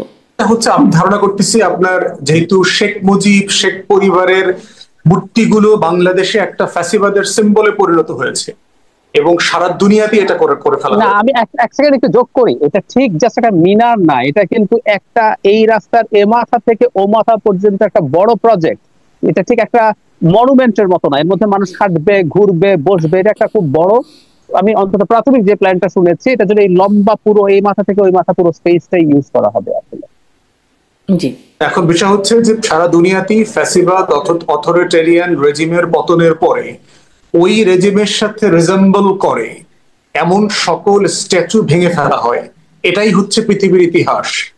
এবং ওই মূর্তিগুলো ভেঙে ফেলা মানে এটা না যে আপনার 71-কে নেগেট করা হচ্ছে, অথবা ইতিহাস থেকে শেখ মুজিবের ন্যূনতম কোনো কন্ট্রিবিউশন থাকবে না, এটা কখনোই হবে না। কারণ ফ্যাক্টস আর ফ্যাক্টস। কিন্তু এটা হচ্ছে বাড়াবাড়ি আর কি। এই ভেঙে ফেলার মধ্য দিয়ে হচ্ছে হাসিনা রেজিম, শেখ পরিবারের বাড়াবাড়িগুলো ভেঙে ফেলা হচ্ছে, ইতিহাস মুছে ফেলা হচ্ছে না। জি, এদিকে বাড়াবাড়ি মুছে ফেলা হচ্ছে, আবার এই যে এই দিবস টিবস দিয়ে আবার এদিকে নতুন করে কোনো বাড়াবাড়ি শুরু হচ্ছে কিনা আপনিও বলছিলেন ব্যারিস্টার ফাওয়াদ, যে এদিকের কোনো বাড়াবাড়িও আপনি পছন্দ করেন না। আপনাদের মতো লোকদেরকে বারবারই আলাপ তুলতে হবে, আলোচনায় আনতে হবে। জি, ধন্যবাদ। একটু যাই এই প্রসঙ্গে, যে বৈষম্য বিরোধী ছাত্র আন্দোলনের সেই প্ল্যাটফর্ম ছেড়েছেন মুখপাত্র যিনি ছিলেন উমামা ফাতেমা, তিনি ছেড়েছেন, এবং তিনি এই বৈষম্য বিরোধী প্ল্যাটফর্ম যারা আসলে আন্দোলনে সম্মুখ সারিতে যাদের অবদান, সেই প্ল্যাটফর্মটা নিয়ে বলছে এখানে নোংরামি চলছে, এনসিপির বিরুদ্ধে অভিযোগ তুলছেন, তার বড় একটা পোস্ট দিয়েছেন। আসলে এনসিপি নিয়ে কি আপনাদের কোনো একটু মন্তব্য আছে, যে দলটি আস্তে আস্তে কোন দিকে চলে যাচ্ছে? এর মধ্যে নানান রকম স্ক্যান্ডাল চলছে, পাল্টাপাল্টি অভিযোগ চলছে, কাদা ছোড়াছড়ি চলছে, যেটি উমামা ফাতেমাও বলছেন। ডাক্তার জাহেদ, আসলে দলটি কোন অবস্থায় আছে আর কোন দিকে যাচ্ছে? নতুন দল যেহেতু, সেহেতু এটা নিয়ে একটু পর্যালোচনা জানি। জি ডাক্তার জাহেদ। নিশ্চয়ই, আমি এনসিপিতে যাব তার আগে উমামার পোস্টে খুবই গুরুত্বপূর্ণ কয়েকটা অভিযোগ আছে। প্রথম কথাটা হচ্ছে, আমরা বা তারাও অনেকেই মানে দলীয় লেজুর ভিত্তির বাইরে সংগঠনের কথা বলে। মানে আমাদের তো আরপিওতে কোনো দলের ছাত্র সংগঠন থাকতে পারে না। ছাত্রলীগ, ছাত্র দল কিন্তু টেকনিক্যালি কোনো অঙ্গ সংগঠন বা সহযোগী সংগঠন না এখনো। এটাকে তারা ভাতৃপ্রতিম ইত্যাদি ইত্যাদি বলে। এখন ছাত্র দল বা অন্য ছাত্র শিবির, ধরুন বুয়েট ক্যাম্পাসে, এদের রাজনীতি কিন্তু নিষিদ্ধ আছে, কারণ ও দলীয় লেজুর ভিত্তিক বলা হয়, কিন্তু এনসিপি সব জায়গায় তাদের ওই বৈষম্য বিরোধীরা সব জায়গায় দাপিয়ে বেড়াচ্ছে। খেয়াল করুন সমস্যাটা কোন জায়গায়। এখন ওবামার কথা মতে যদি ওরা আসলে ঘুরে ফিরে এনসিপির অ্যালায়েন্স, এটা আসলে আমরা জানি এটা আসলে এনসিপিরই একটা ওই ছাত্র দল, যেমন ওই রকমের দল লেখা হয় না কিন্তু ওরকম। এখন ওবামা এই কথাটা খুব স্পষ্ট ভাবে অভিযোগ করেছিল। এক, দুই হচ্ছে ওবামা কয়েকবার লিখেছেন কমিটি হচ্ছে হেয়ার রোড থেকে, মানে হেয়ার রোডে দুজন ছাত্র উপদেষ্টা থাকেন, সুতরাং সরকারেরও দুজন উপদেষ্টা এই ছাত্র সংগঠনের কমিটি বা এসবের সাথে জড়িত আছেন সরাসরি। তারা রাজনীতিতে জড়িত আছেন এটা আসলে আমরা জানি, ভালোভাবে জানি। ওনারা কি করেন না করেন অনেক কিছু একদম খুবই হর্সেস মাউথ থেকে জানি। আমি বহুবার বলেছি এই সরকারের নিরপেক্ষতা ক্ষুণ্ণ হচ্ছে এই মানুষগুলো এখানে থাকা, যদিও স্টেটমেন্ট দিয়ে তারা বলেছেন তারা কোনোভাবে ইনভলভ না। তবে ওবামার এই দুটো অভিযোগ কিন্তু আমাদের এতদিনের পারসেপশনকে স্ট্রেংথেন করেছে, এবং ওবামার আমরা দীর্ঘদিন থেকে চিনি এই লড়াইয়ের অত্যন্ত গুরুত্বপূর্ণ একজন মুখ। তার বিভিন্ন ফ্রাস্ট্রেশন যেগুলো লিখেছেন, আর অ্যাবভ অল যেটা হয়েছে যে চেতনার কথা বলি আমরা, যে স্পিরিটের কারণে এটা হয়েছিল সেটাও নষ্ট হয়ে গেছে। তো এই প্রশ্নগুলোর জবাব সামনে আসতে হবে। এবার এনসিপি প্রসঙ্গে যেটা বলা সেটা হলো, আমি এনসিপি যদি লঞ্চ হয় সেদিন আমি একটা কথা বলেছিলাম যে আমি খুব খুশি হব যদি এনসিপি সফল হয়। আমার খুশি হওয়ার কারণ আছে, মানে বাংলাদেশে এখন একটা পলিটিক্যাল ভ্যাকিউম আছে। ভ্যাকিউমটা হচ্ছে এরকম যে বিএনপি বেশ লম্বা সময় ক্ষমতায় থেকে যেতে পারে ফেয়ার ইলেকশনের মধ্যে দিয়েও। আচ্ছা, তাহলে তার বিরোধী কে হবে? বিরোধী হওয়ার এই মুহূর্তে একটা অপশন আছে, হলো যদি সব রাইটিস্ট একত্র হয়, সব রাইটিস্ট, জামায়াত ইসলামী, ইসলামী আন্দোলন, সাথে যে হেফাজতে ইসলামের মধ্যে যেসব অন্যান্য কওমি ভিত্তিক রাজনৈতিক দল আছে, হেফাজতে ইসলাম রাজনৈতিক দল না কিন্তু অন্যদের কথা হলো রাজনৈতিক দল, সবাই যদি একত্র হয় আস্তে আস্তে তারা একটা শক্তি হিসাবে দাঁড়ানোর সম্ভাবনা আছে। তারা একত্র হতে পারবে না, সেটা আবার আরেক আলোচনা। আর কি অপশন আছে? আর আরেকটা অপশন আছে এই মুহূর্তে, অ্যাটলিস্ট 20% সাপোর্ট আওয়ামী লীগের আছে বলে আমি মনে করি। কোনো একদিন আওয়ামী লীগ তার নামে অথবা অন্য নামে আসতে পারে। আমি ব্যক্তিগতভাবে এই কোনো অপশনই পছন্দ করি। বাংলাদেশের রাইটিস্ট শক্তি প্রধান বিরোধী দল হয়ে দাঁড়াবে, আল নেভার টেক দ্যাট। এটা আমি একজন সেন্ট্রিস্ট মানুষ হিসাবে আমার ব্যক্তিগত চাওয়া। এই জায়গায় যদি এনসিপি আসলে দাঁড়াতে পারতো রাজনীতিটা নিয়ে, আমার খুব ভালো লাগতো। যে একটা তাদের তো সেই গ্রাউন্ড ছিল, সেই লঞ্চিং প্যাড ছিল, কিন্তু শুরু থেকেই তাহলে ওদের লঞ্চিং এর দিন কেন আমি বললাম ওরা পারবে না? কারণ হচ্ছে এদেরকে তো আমরা আগে দেখলাম, এটা শুরুর আগে তারা বৈষম্য বিরোধী ছাত্র আন্দোলনের সমন্বয়ক ছিলেন, তারা তারপরে নাগরিক কমিটি করেছিলেন। সেখানে থেকে তাদের বিরুদ্ধে যেসব অভিযোগ আসতে শুরু করলো যে তারা রাজনৈতিক দল বা সংগঠন করার ক্ষেত্রে বিভিন্ন জায়গায় প্রভাব বিস্তার, এই প্রভাব বিস্তার কখনো কখনো মনিটারি বেনিফিট ছিল, কখনো কখনো মনিটারি বেনিফিট ছিল না, কিন্তু ওনার ওসবের মধ্যে জড়িয়ে পড়তে শুরু করলেন। ক্ষমতার কাছে গিয়ে কেউ কেউ ফরমালি ক্ষমতায় ছিলেন, মন্ত্রী হয়ে গেছেন, কেউ কেউ বিভিন্ন মন্ত্রণালয়ে বিভিন্ন পদ তৈরি করে তাদেরকে রাখা হয়েছে, আবার অনেকে বাইরে থেকে ভীষণ রকম পাওয়ারফুল ছিলেন। ধরে আপনার ছোট উদাহরণ দিই, তদবিরের কথা যারা হাসনাত আব্দুল্লাহকে কিছুদিন আগে একটা টক শোতে জিজ্ঞেস করা হয়েছিল, উনি বলছেন যে এত তদবির এত তদবির। আমি যদি এই প্রশ্ন করি, হাসনাত আব্দুল্লাহকে তদবির করা যায় এবং তদবির করলে কাজ হতে পারে, এই পারসেপশন কেন গেল সোসাইটিতে? উনি বলছেন যে সামান্য সময় কথা বলে একটা তদবির নিয়ে কথা বলে পারে। আমি জানি আমাদের সমাজে তদবিরের একটা চর্চা আছে, কিন্তু এই পাশে আমি বলছি হাসনাত আব্দুল্লাহ এটা করছেন, কিন্তু আমি বলছি ওনার সাথে ওনার মতো অনেকেই এগুলো করছেন। এটা আমরা খুব স্পষ্ট ভাবে জানি, প্রায় বলি যে আমরা এই সমাজে থাকি, আমাদের চারপাশে এরা আছেন। ফলে অন্য যত কিছুই থাকুক, একটা দল তৈরি হওয়া মাত্রই যদি দেখে সে পাওয়ারের এত কাছে আছে এবং যে বয়স তাদের, এবং খুব গুরুত্বপূর্ণ কোনো ম্যাচিওর্ড মানুষও তাদের নেতৃত্বে নাই, ওনারা খুবই চমৎকার ইয়াং পিপল, কিন্তু এটা কঠিন বাংলাদেশের মতো একটা জটিল সোসাইটিতে আসলে এটা আমার কাছে খুবই অসম্ভবের পর্যায়ে বলে মনে হয়, এবং এই দলটার তেমন কোনো ভবিষ্যৎ দেখতে পাই না। আর একটা জিনিস কিন্তু বলে রাখা জরুরি, তারা তাদের পলিটিক্যাল অবস্থান এখনো না খুব ভালো ক্লিয়ার করতে পারেনি। তারা তাদেরকে মধ্যপন্থী দল একাধিকবার বলেছেন, অথচ অনেক ক্ষেত্রে আমরা দেখিনি যে তারা খুব শক্ত স্ট্যান্ড নিতে পারছেন। এদেশে ধর্মের নামে যেসব ঘটনা ঘটানো হয়েছে আমরা কোথাও দেখিনি ভালোভাবে প্রটেস্ট তারা করছেন নারীদের বিরুদ্ধে। একটা মধ্যপন্থী দল কিন্তু তার এই জায়গাগুলোতে শক্ত থাকতে হবে। নারীদের উপরে যা হয়েছে তারা খুব শক্ত প্রটেস্ট করেননি। শুধু সেটা না, আমার এই জায়গাটা তো আমার হার্ট ব্রেকিং ছিল যখন নারীদেরকে নিয়ে দেয়া কমিশনের যে রিপোর্টটা হয়, এর মধ্যে সমালোচনা করার জায়গা আছে, থাকুক। হেফাজতে ইসলাম একটা সমাবেশ করে এটার বিরুদ্ধে, সেই সমাবেশে যারা হাসনাত আব্দুল্লাহ ছিলেন তার বক্তৃতার আগে নারীদেরকে, আমি ভাষাগুলোর উচ্চারণ করতে চাই না, অকথ্য ভাষায় ইন জেনারেল গালিগালাজ করেছে ওখানে যারা কমিশনে ছিলেন। না, আমরা তো এই সমাজ চাইনি। হাসান আব্দুল্লাহ ছিলেন, উচিত ছিল তার অবস্থান ওখানে গিয়ে ঠিক করে আসা। প্রচুর শোরগোল হলো, তারপর হেফাজত ইসলাম 4 দিন পর হেফাজত ইসলাম করেছে। তো এই জন্য বলছি, ওই জায়গাগুলোতে না তারা তাদের রাজনৈতিক অবস্থানটা ক্লিয়ার করতে পারছেন না। সমস্যা যেটা হয়েছে, বিভিন্ন জায়গায় বিভিন্ন স্পেকট্রাম, মানে একেবারে বেশ এক্সট্রিম না হলেও রাইট থেকে শুরু করে লেফট বা সেন্টার লেফট পর্যন্ত একটা বিরাট স্পেকট্রামের মানুষ এই দলটা তৈরি করার কারণে সে তার অবস্থানটা এখনো ক্লিয়ার করতে পারে নাই। তার রাজনীতিটা কি, এটা এখন আমাদের সামনে খুব ক্লিয়ার করতে পারে নাই। সেগুলো একটা বড় সমস্যা হয়ে আছে। কিছু কিছু জায়গায় আবার একটু মানে দলের মধ্যে একটু সাংঘর্ষিক অবস্থান, আসলে তাদের যে দলীয় অবস্থানটাকে সেটা বুঝতে পারছি না। আপনি তো সেটাও বলছেন। ব্যারিস্টার ফুয়াদ, আপনার কাছ থেকেও একটু শুনি। উমামা ফাতেমার যে পোস্টটা, সেটি নিয়ে একটু বলবেন, এবং তার এনসিপি সহ বৈষম্য বিরোধী প্ল্যাটফর্মকে পুরো যে নোংরামির অভিযোগ আনছেন উমামা ফাতেমা, সেটা নিয়ে একটু এটি আপনার মন্তব্য শুনুন। প্রথম কথা হচ্ছে যে বাংলাদেশের রাজনৈতিক দল, সমাজ, যে কোনো জায়গাতেই নারীর যে কাজের স্পেস, সেটা যথেষ্ট প্রশ্নবিদ্ধ আর কি। যেই লেভেলে আপনার অ্যাক্সেস, নিরাপত্তা, এবং আপনি যেহেতু লম্বা সময় গণমাধ্যমে কাজ করেছেন, এটা আমার মনে হয় যে যে কোনো সেক্টরের থেকে আপনার এই ধরনের গল্প আপনি প্রচুর শুনেছেন, বাস্তবতা, এবং আমরা গণমাধ্যমের প্রচুর গল্প আসলে আমরা জানি আর কি। তো এই জন্য হচ্ছে যে এটা শুধুমাত্র এনসিপি আকারে অথবা উমামা অথবা আপনার পলিটিক্যাল পার্টি এই আকারে আমি আসলে পড়তে রাজি না আর কি। এটা হচ্ছে যে আমার টোটাল রাষ্ট্র দুর্বল, এখানে নাগরিকদের সেফগার্ডের অ্যাক্সেস দুর্বল, এবং সেটার অ্যাডেড প্রবলেম আকারে হচ্ছে নারীকে ফেস করতে হয়, তাকে সমস্যাটা আরো বেশি ফেস করতে হয় নারী হওয়ার কারণে। এবং সেটা সব জায়গাতে, বিশেষ করে যদি এটা আপনার কম্পিটিটিভ পাবলিক স্পেস হয়, এই জায়গাটা আরো বেশি জটিল। যেমন ধরেন বিসিএস পরীক্ষাটা দেওয়ার ক্ষেত্রে চাকরিতে মেয়েকে এত বেশি কম্পিটিশন ফেস করতে হচ্ছে না, যতটা না তাকে এমপি হওয়ার জন্য, এলাকার চেয়ারম্যান, মেম্বার অথবা কমিটিতে জায়গা পাওয়ার জন্য করতে হচ্ছে। দেখেন ছাত্রলীগ কি করেছে, পুরো ইডেন কলেজ থেকে শুরু করে পুরো ছাত্রীদের সেক্স স্লেভের গ্যাং তৈরি করেছে, পদ পদবি, উপরের লোকদেরকে রাজি খুশি রাখা, এগুলো মিলায়।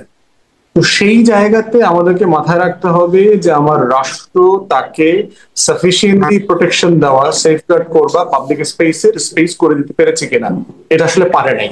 এবং এটা আপনি শুধু, ওরা তো ছোট দল, ওদের পলিটিক্যাল এক্সপিরিয়েন্স তো আপনার 1 বছর মাত্র, টোটালটা যদি মানে ছাত্রলীগের পরে কি 1 বছরের দলের মধ্যেও এরকম অভিযোগ আসছে? ছাত্রলীগের বিরুদ্ধে যে অভিযোগের কথা বলছিলেন, ছাত্রলীগ এনসিপির বিষয় না তো, বিষয়টা তো হচ্ছে সমাজ। এই মানুষগুলো তো সমাজ থেকে বেড়ে উঠেছে, একসাথে নারী পুরুষের যে কাজ করতে পারাটা এবং পাওয়ার ডিল করতেছে। বিষয়টা কি, আমি একটা এক্সাম দিচ্ছি ব্যাপারটা তা না, আমি বাজার করতে যাচ্ছি অথবা বাসে উঠতে যাচ্ছি ব্যাপারটা এরকম না। এখানে একটা ক্ষমতার কম্পিটিশন আছে, কে কোন পদ পাবে, পদবি পাবে, তার উপরে রাষ্ট্রের সাথে তার নিয়ন্ত্রণ, ইনফ্লুয়েন্স করবার জিনিস তৈরি হবে, পাবলিক এক্সপোজার, মিডিয়া এক্সপোজার, অনেকগুলো বিষয় তো এখানে জড়িত। তো সেই ক্ষমতার কম্পিটিশনেতে কেউ কাউকে ছাড় দিচ্ছে না, এবং ছাড় না দিয়ে অথবা কিভাবে একটা হেলদি কম্পিটিশন তৈরি করা যায়, এই কম্পিটিশন তো বাংলাদেশে নাই। বাংলাদেশে তো পুরুষ মানুষরাই গ্রুপিং পলিটিক্সে একজন আরেকজনকে নাই করে দেয়, খায় ফেলে, বিভিন্ন ট্র্যাপ করে ফেলে, আপনার খুন খারাপিতে জড়ায় যায়। আমরা তো এলাকায় এলাকায় একই জিনিস দেখতে পাচ্ছি। এই জন্য হচ্ছে যে উমামার ঘটনাটা এক্সক্লুসিভ এনসিপি অথবা পলিটিক্স আকারে দেখার সুযোগ নেই। এটা একটা কালেকটিভ, একটা বড় ইস্যু, ম্যাক্রো ইস্যু, এবং ম্যাক্রো ইস্যুকে ম্যাক্রো ইস্যুর মতো ডিল করতে হবে, যেটা আলোচনা করা যেত। কিন্তু উমামা তো সরাসরি মানে প্রশ্নবিদ্ধ করছেন বৈষম্য বিরোধী প্ল্যাটফর্ম এনসিপি প্রসঙ্গে, মানে ম্যাক্রো রাজনীতি নিয়ে তো তিনি আসলে এখানে তার অন্তত এই পোস্টটাতে। সে তো ভেরি জুনিয়র পলিটিশিয়ান, তার জীবনের এক্সপিরিয়েন্স তো খুব ছোট। সে তো এখনো মোটা দাগে বিএনপি, আওয়ামী লীগ অথবা এই মোটা দাগের ক্ষমতার রাজনীতি তো সে এখনো করে নাই। সে এখনো ক্যাম্পাস পলিটিক্স করে, গত 1-2 বছর 3 বছর থেকে সে স্টুডেন্ট পলিটিক্স করছে। এই জন্য তার জীবনের এক্সপিরিয়েন্স থেকে সে কথাগুলো বলছে। আমরা আমাদের যাদের পলিটিক্যাল এক্সপিরিয়েন্স আরেকটু বেশি, 20-25-30 বছরের এক্সপিরিয়েন্স আছে, দেশের বাইরের এক্সপিরিয়েন্স আছে, আমরা সেই জায়গা থেকেই বলতেছি। এবং এই ঘটনাগুলো থেকে ওয়েস্টার্ন সোসাইটি, ওয়েস্টার্ন পলিটিক্সও ইমিউন না। এই কমন অ্যাবিউজের ঘটনা টোটাল পলিটিক্যাল এস্টাবলিশমেন্টে আছে সারা দুনিয়াতে। আমাদেরকে যেটা দেখতে হবে যে একটা দল এই সিস্টেম্যাটিক ইউজ করাটাকে প্রমোট করে কিনা, সে এরকম একটা ঘটনা ঘটলে এটাকে ইমিডিয়েটলি অ্যাড্রেস করে কিনা, সে একটা কনভিনিয়েন্ট পরিবেশ তৈরি করে কিনা যেখানে সবাই মিলে একটা হেলদি কম্পিটিশনের ভিত্তিতে কাজ করতে পারে। এই জায়গাটা হচ্ছে আমাদের আলোচনার জায়গা।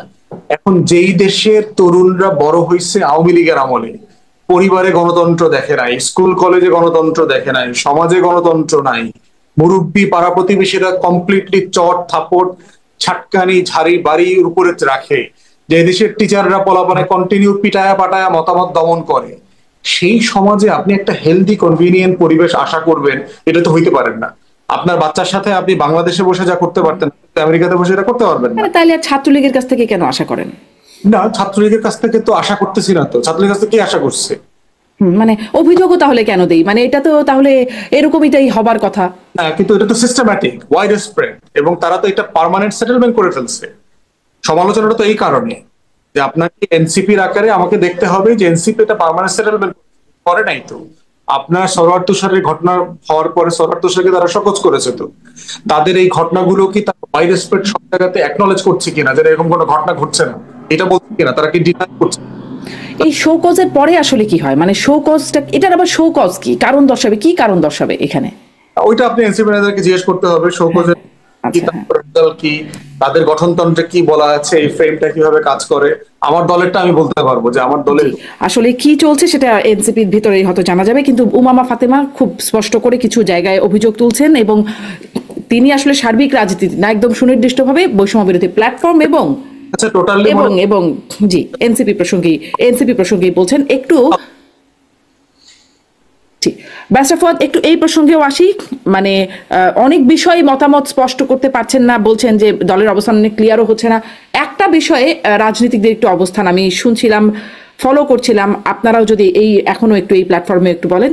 সম্প্রতি যে আবার নুরুল হুদাকে নিয়ে আবার একটা মবের ঘটনা ঘটলো, সেইটাকে মব বলতে নারাজ এনসিপির নেতা হাসনাত আব্দুল্লাহ, বলছেন জনরোষ। প্রেস সচিব বলছেন তারা প্রেশার গ্রুপ, মব না, এটা হচ্ছে প্রেশার গ্রুপ।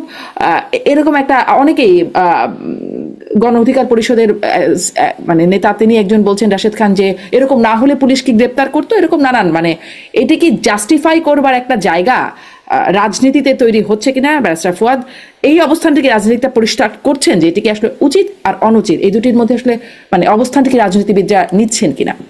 উচিত অনুচিতের আলাপটা তোলা যায় যখন আপনি একটা সাধারণ স্টেবল আইন শৃঙ্খলা আছে এমন একটা সমাজে বাস করেন। একটা ওয়েস্টার্ন ডেমোক্রেসিতে আপনি এরকম একটা ঘটনা ঘটলে আপনি এই আলাপটা তুলতে পারবেন, কারণ সেখানে আইনের শাসন আছে, সেখানে পুলিশ ফাংশন করছে, জুডিশিয়ারি ফাংশন করছে, একটা পলিটিক্যাল সেটেলমেন্ট আছে, কিভাবে প্রতিবাদ করতে হয়, প্রতিবাদ না করলে কি হবে না হবে, এর পুরো অ্যারেঞ্জমেন্ট আছে। সেই সমাজে উচিত অনুচিতের আলোচনাটা যৌক্তিকভাবে করা যায়। বাংলাদেশ একটা ক্যাওটিক সোসাইটি, যেখানে রাষ্ট্রের কোনো ইনস্টিটিউশন প্রপারলি ফাংশন করে না। পার্টিকুলারলি যারা জাস্টিস ডিসপেন্স করবেন, এই যে সংগঠনগুলো, পুলিশ বলেন, গোয়েন্দা সংস্থাগুলো বলেন, আইন শৃঙ্খলা বাহিনী বলেন, জুডিশিয়ারি বলেন, আপার লোয়ার সবাই মিলে, তো এই সব জায়গাতে নেটওয়ার্কের সমস্যা হচ্ছে। আমরা ডাক্তার জাহিদ আপনার কাছে ওই একই জায়গায় রাজনীতিকদের অবস্থানটা কি সেই জায়গাতে করেন যে পশ্চিমের মতো করে আপনি এক্সপেক্ট করবেন এরকম একটা অন্যায্য এনভায়রনমেন্টে। এই জন্য হচ্ছে আমি মনে করি এই প্রশ্নগুলো অন্যায্য, যেখানে মব হয়েছে কিনা, আপনি এটাকে মব মনে করেন কিনা, এই আলোচনাটার জন্য এই সমাজ এখনো প্রিপেয়ার্ড না। যেটা করা দরকার, আমরা ওখানে যেতে চাই যেখানে এই ধরনের কোনো ঘটনা ঘটবে না। একজন মানুষ অন্যায় করবার পরে তাকে আইন শৃঙ্খলা বাহিনী ডিল করবে, তাকে তার মালা পরাইতে হবে না, তাকে 10 মাস ধরে প্রতিবাদ করায়া পুলিশ দিয়া গ্রেফতার করানোর পরিবেশ তৈরি করতে হবে না, তাকে ছাত্রলীগ পিটায়া পুলিশে সোপর্দ করবে, এই ধরনের ঘটনা ঘটবে। যাকে আওয়ামী লীগ বাড়ি বাড়ি গিয়ে বিএনপি জামাত খুঁজে খুঁজে এনে এলাকা ছাড়া করছে, চাঁদাবাজি করছে, পুলিশে ধরায় দিছে, এই ঘটনা ঘটবে না। মানে তাহলে একটু স্পষ্ট হয়, এটাকে কি আপনি মব বলবেন, এটির সমালোচনা করবেন, নাকি এটা আসলে মানে আমাদের আলোচনার জায়গা তৈরি হয়নি বলে এটা আলোচনাই করবো না? এই আলোচনাটা রেলেভেন্ট না, কারণ হচ্ছে যে আমি একটা অস্থির এবং একটা অনিশ্চিত সমাজে বাস করতেছি। এই সমাজে মব বলতে পারবেন কখন? যখন সিচুয়েশনটা স্টেবল, এক্সপেক্টেড না। যেমন ইংল্যান্ডে আইন আছে যে আপনি আসামিকে নিজ হাতে ধরতে পারবেন না। তাহলে কি আমাদের মানে বিশ্বে আমরা এভাবেই চিত্রিত হচ্ছি যে আমাদের আইন নাই, আমরা আসলে এরকমই আমাদের চলে, এইটাই আমরা এখনো পোট্রে করতে থাকছি? না, এটা এখন তো 10 মাসে তো আপনি ফেরেশতা হয়ে যাওয়ার কথা, সুযোগ নাই তো। 10 মাসে আপনি ফেরেশতা হবেন কিভাবে? আপনি 10 মাস আগ পর্যন্ত আপনি একটা দুনিয়ার সবচেয়ে বাজে অথরিটেরিয়ান একটা ফ্যাসিস্ট রেজিম, আর 10 মাস পরে আপনি দাবি করছেন আপনি একটা। কিন্তু এই 10 মাসে আরো মবের ঘটনাগুলো অনেক বেড়েছে, মানবাধিকার সংস্থাগুলোর হিসাব যা বলছে। গত বছরের তুলনায় এগুলো কিছুই হয়নি। গত 16 বছরে আমরা মবের দেশে ছিলাম, ওই যে 1000, 1200, 1500 ঘটনার যে হিসাব দিচ্ছে, ওইটা আওয়ামী লীগের আমলে কোন কোন দিন এরকম কয়েক হাজার ঘটনা ঘটছে সারা বাংলাদেশে। তখন ওনারা অবশ্য মানবাধিকার সংগঠনগুলোর রিপোর্ট তা বলছে না। হিউম্যান রাইটস সাপোর্ট সোসাইটি একটা এই মুহূর্তে আমার চোখের সামনে, তারা বলছে যে আসলে 24শে সেপ্টেম্বর থেকে 25শে মে পর্যন্ত 9 মাসে মব সন্ত্রাসের ঘটনা ঘটেছে 202টি, 131 জন নিহত হয়েছেন। মাঝখানে কিন্তু অনেক আলোচনা হয়েছে যে গণপিটুনিতে মারা যাওয়ার যে সংখ্যাটা সেটা আগের যে কোনো সময়ের চেয়ে বেশি হচ্ছে। আমি ডাক্তার জাহিদের কাছ থেকে একটু শুনে নিই এই প্রসঙ্গে। ডাক্তার জাহিদ, আপনি আপনার মূল্যায়ন বলেন।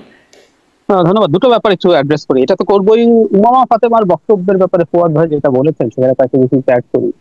উমামা কিন্তু তিনি নারী হওয়ার কারণে কোনো না কোনো সমস্যা পড়েছেন, উনি আসলে এই অভিযোগ করেননি। উনি এই দুটো তিনটে মোটা দাগে করেছেন। একটা হলো এই সংগঠনটা যে স্পিরিট নিয়ে তৈরি হয়েছিল, এই সংগঠনটা সেই স্পিরিটের মধ্যে নাই। এখানে অনেক গুড সোর্স আছে, কিন্তু এটা আসলে শেষ পর্যন্ত দেখা গেছে যে অনেক ক্ষেত্রেই মানে যে কাজটা না, এই ধরনের নানান রকম সুবিধাবাদের দিকে ঝুঁকে পড়ছে, এটা ছিল একটা অভিযোগ।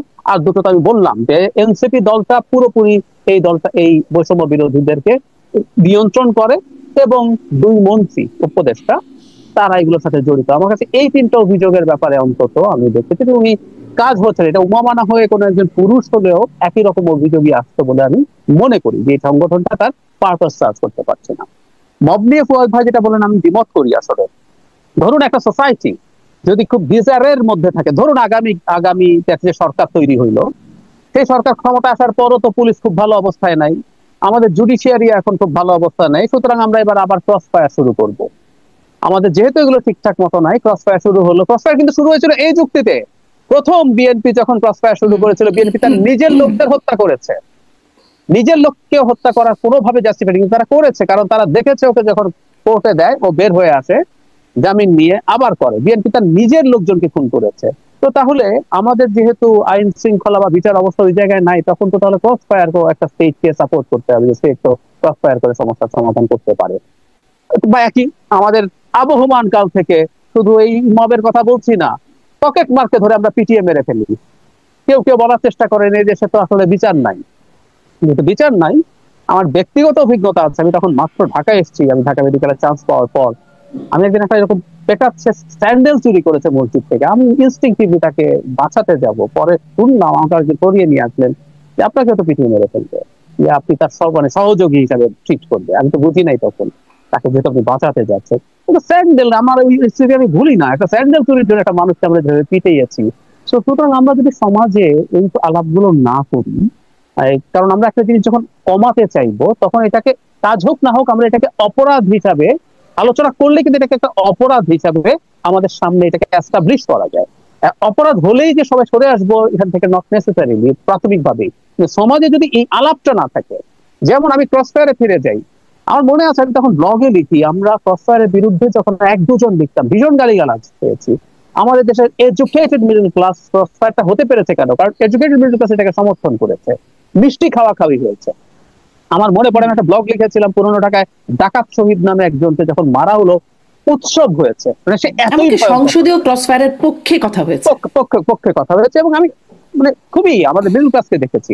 কিন্তু যখন আস্তে আস্তে এই কথা বলে বলে এটা এস্টাবলিশ করা হলো যে ইটস আ ক্রাইম, খারাপ লোকটাকে, সবচেয়ে বিভৎস লোকটাকে হত্যা করা হলেও ইটস আ ক্রাইম, এটা হতে পারে না।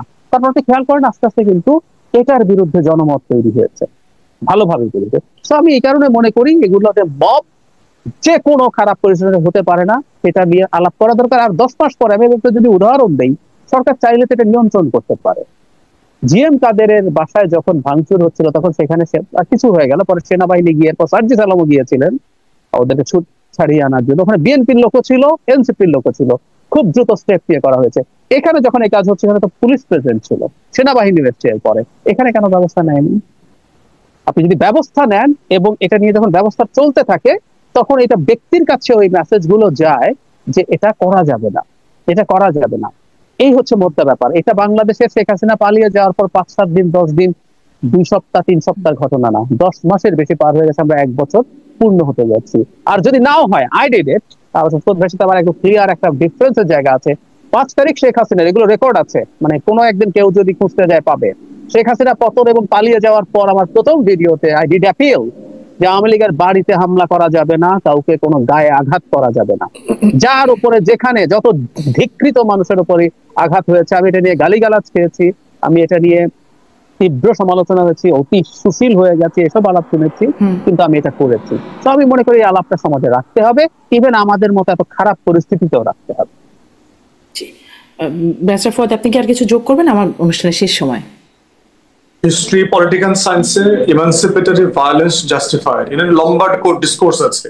এটা ইমানসিপেটরি না, 10 মাস পর ইমানসিপেটরি ভায়োলেন্স না, আমরা আলাপ করবো একদিন, আমরা করবো নিশ্চয়ই। তাহলে এই ইমানসিপেটরি ভায়োলেন্সের পরবর্তীতে এর আবার প্রতিশোধ হিসেবে আরো একটা চলে আসবে না তো? ইমানসিপেটরি ভায়োলেন্স জুলাই আগস্টে হয়েছে, এটা লাগে আমরা জানি, কিন্তু এর পর থেকে যা যা হয়েছে যেভাবে, আমরা একদিন আলাপ করতে পারি এটা ইমানসিপেটরি ভায়োলেন্স কিনা। পার্থক্যটা হচ্ছে মব কি বেড়েছে, মানে কন্টিনিউয়াসলি রাষ্ট্র প্রমোট করতেছে, এটাকে সিস্টেম্যাটিক ওয়াইড স্প্রেড। রাষ্ট্র না ঠেকানোটাই হলো প্রমোট করা, রাষ্ট্র ঠেকাচ্ছে না এটাই প্রমোট করা। আমার কাছে মনে হচ্ছে যে সেইটা প্রমোট করতেছে ব্যাপারটা তা না, তার ক্যাপাসিটির কারণে সেইটা সাফিসিয়েন্টলি ডিল করছে না। আমি যেটা প্রশ্ন করতে চাই সেটা হচ্ছে যে কেন মামলা হওয়ার 8 মাস 7 মাস পরেও এই 3 নির্বাচন কমিশনের সদস্যদেরকে গ্রেফতার করা হলো না? তাদের বিরুদ্ধে তো অনেকগুলো মামলা হয়েছে, কেন তাদের বিরুদ্ধে মামলা করার পরে তদন্ত শুরু?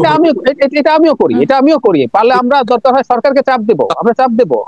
সরকার যদি তার দায়িত্বটা ঠিকমতো ফাংশনাল করতো, জুডিশিয়ারি, পুলিশ, তদন্ত সংস্থাগুলো, তাহলে কিন্তু সিচুয়েশন গত সপ্তাহ পর্যন্ত এগোতো না, গড়াতো না। এই যে আওয়ামী লীগ নেতাদেরকে গ্রেফতার করা হয়েছে না, গ্রেফতার করে এখন বিচারের মুখোমুখি করা হচ্ছে, তাহলে 7 মাস আগেই বিচারের মুখোমুখি করা হতো। এবং পুলিশ যেহেতু গত সপ্তাহে তাদেরকে গ্রেফতার করতে পেরেছে, তাহলে পুলিশ চাইলে আরো 6 মাস আগেও গ্রেফতার করতে পারতো। এইখানে আমি ফেইলিউর দেখি জাস্টিস সিস্টেমে, আমার এনফোর্সমেন্টের সমস্যা আছে। কিন্তু এই ঘটনাগুলোকে যেভাবে গণমাধ্যম একটা ডিসকোর্স আকারে বলবার চেষ্টা করছে যে মব বেড়ে গেছে, এত শত ঘটনা ঘটেছে, আওয়ামী লীগের কোনো দিন সারা বাংলাদেশে এর থেকে বেশি মব জাস্টিস হয়েছে। কোনো দিন সারা বাংলাদেশে, যেই দিনগুলোতে আপনি শুধু লিডিং টু বিএনপি সমাবেশ যদি দেখেন, যে বিএনপির সমাবেশ আগামী 3 দিন পরে 4 দিন পরে সারা বাংলাদেশে যে পরিমাণ ফোন চেক, চট থাপ্পড়, বাড়িতে গিয়ে গিয়ে বিএনপি জামাত ধরার ঘটনা ঘটেছে, ওই মানবাধিকার রিপোর্ট গুলোতে তখন এগুলো আসে নাই। কারণ তখনও কিন্তু আমরা এটা নিয়ে কথা বলেছি, তখনও যে এটা আসলে কিভাবে, এটা কোন আইনে ছাত্রলীগ গিয়ে ফোন চেক করে, এটা এই প্রশ্ন একাধিকবার এই প্রশ্ন এসেছে। শত শত রিপোর্ট এখন দেখতে পাচ্ছি, সেদিনকার এটা লক্ষ লক্ষ রিপোর্ট আসার কথা ছিল প্রত্যেক দিন, এগুলো আমাদের চোখে পড়ে নাই। তখন এরকম যদি এখন আলোচনাই না করি তাহলে তো এই রিপোর্ট গুলো আসবে না, মবের যে ঘটনাগুলো ঘটছে। তর্ক বিতর্ক দ্বিমত হয়তো আলোক তো তুলতেই হবে, সার্টেনলি। জি, এটা কি শাস্তিযোগ্য? এই যে মব যারা তৈরি করলো, এটা কি শাস্তি? আপনি একজন আইনজীবী বটে, এটা কি শাস্তিযোগ্য এবং শাস্তি দেওয়া উচিত? মানে ওই আলোচনা থেকে বড় জিনিস হচ্ছে যে রাষ্ট্রকে, জাস্টিস সিস্টেমকে রিঅর্গানাইজ করা দরকার এর ওয়ে, এই ঘটনাগুলো ঘটবার পরিবেশ যেন তৈরি না হয়। কারণ এই ক্ষোভটা যদি সমাজে থাকে, আপনি এই ক্ষোভটাকে যদি বৈধ পথে অ্যাড্রেস না করেন, আপনি শুধুমাত্র মানে উচিত অনুচিত দিয়ে এটা বন্ধ করতে পারবেন না। কিন্তু বিচারের উদ্দেশ্য তো নজির সৃষ্টিও একটা করা এবং দৃশ্যমান করা, যে এটা হলে এরকম পরিণতি হয়। খুনের বিচার আচার করা যাচ্ছে না এখন আপনার, মানে আপনি ক্রাইমের এটা দেখেন যে জুতার মালা পরায় দিছে একটা অন্যায় কাজ, আর একটা মিলিটারি অফিসার তার তত্ত্বাবধানে শত শত মানুষকে গুম করছে, তাকে ওয়ারেন্ট দেওয়া হয়েছে, গ্রেফতার করা যাচ্ছে। মানে আপনি ক্রাইমের ফৌজদারি অপরাধের মাত্রাটা চিন্তা করেন যে আমাকে আসলে কোনটা নিয়ে আলাপ তুলতে হবে। তাহলে আমি তো সেটার বিচার করতে পারছি না, আমি শত শত মেয়ের রেপের বিচার করতে পারছি না, আমার রাষ্ট্র করতে পারছে না। তাহলে এখন সেইখানে টোটাল ডিসকোর্স চলে গেছে যে নুরুল হুদার গলায় জুতার মালা পলায়। না ফুয়াদ ভাই, আমি এখানে একটা পয়েন্ট যোগ করি। ফুয়াদ ভাই, মানে এটা শুধু নুরুল হুদা না, অ্যাজ এ হোল মবের প্রবলেম হচ্ছে, মব আসলে স্টেটকেই চ্যালেঞ্জ করতেছে। একটা যখন মব থাকে এবং এটা যখন সিস্টেম্যাটিকলি ক্রমাগত চলে, ঘটনা ধরেন জুতার মালা না, খুন বাদ দেয়, ছোটখাটো গুলোই, তাতে আমার স্টেটকে আমি প্রেজেন্স দেখি না। এটা কিন্তু আমার জন্য খুবই অ্যালার্মিং। এটা আমার শুধু ইন্টারনালি না, গ্লোবালিও মেসেজ যাচ্ছে যে বাংলাদেশে একটা ফাংশনিং গভর্নমেন্ট নাই। এই কারণে এই ঘটনাটাকে আসলে ছোট হিসাবে দেখা যাবে না, এটা তো একটা দুটো করছে না, রেগুলারলি ঘটছে। আপনার ওই দিনকার পর থেকে কিন্তু চিফ অ্যাডভাইজার অফিস থেকে শুরু করে হোম সেক্রেটারি দেখলাম, হোম অ্যাডভাইজার সবাই কিন্তু টাফ স্টেটমেন্ট দিয়েছে। এখন এটা খতিয়ে দেখা দরকার যে পুলিশের উপস্থিতিতে এই ঘটনাটা ঘটলো কিভাবে, সেটা বিচার শুরু হওয়ার পরে ইস্যু হচ্ছে উচিত অনুচিতের না, ইস্যু হচ্ছে জাস্টিস সিস্টেমকে অ্যাক্টিভেট করতে হবে। এটাই হচ্ছে একমাত্র জি, এরকম টাফ স্টেটমেন্টের কথা বলছেন, তারপরে যখন আবার এটা বলা হয় এটা আসলে মব না, এটা প্রেশার গ্রুপ, এরকম যখন বলা হয় বা রাজনৈতিক দলগুলোর থেকেও দু একটা এরকম প্রসঙ্গ আসে, তখন আসলে টাফ স্টেটমেন্টের টাফনেসটা একটু কমে যায় কিনা। মাহফুজ আলমকে আমরা একসময় এরকম টাফ স্টেটমেন্ট দেখলাম, তারপরে তিনি একদম মানে নীরব, তাকে এখন আর খুব একটা দেখা যায় না। এটাও কেন সেটাও বুঝি না যে কেন আসলে তিনিও এখন, এটার কি কোনো ব্যাপার আছে ব্যারিস্টার ফুয়াদ? আমি আসলে একদমই শেষ করবো, কিন্তু এই প্রশ্নটা একটু করতেই ইচ্ছা করলো। মাহফুজ আলম এখন মানে নীরব কেন? আগে তো সবসময় তাকে খুব সক্রিয় দেখতাম। আগে তো সে অ্যাডভাইজার ছিল না, এখন তো সে অ্যাডভাইজার আসছে। তার তো এখন কালেকটিভ ক্যাবিনেট রেসপন্সিবিলিটি আছে। তার এখন কথাবার্তা, স্টেটমেন্ট দেয়া, এটার ব্যাপারে তো স্টেটের প্রোটোকল আছে। তো আগে তো তিনি ইন্ডিভিজুয়াল ছিলেন, তখন তিনি প্রচুর স্ট্যাটাস দিতেন, কথা বলতেন, মতামত তৈরি করতে পারতেন। আমার মনে হয় যে এটাই একমাত্র কারণ, এছাড়া অন্য কোনো কারণ আমার জানা নেই। আচ্ছা, অনেক ধন্যবাদ, অনেক ধন্যবাদ ব্যারিস্টার ফুয়াদ, অনেক ধন্যবাদ ডাক্তার জাহিদ, আপনাদের দুজনকে।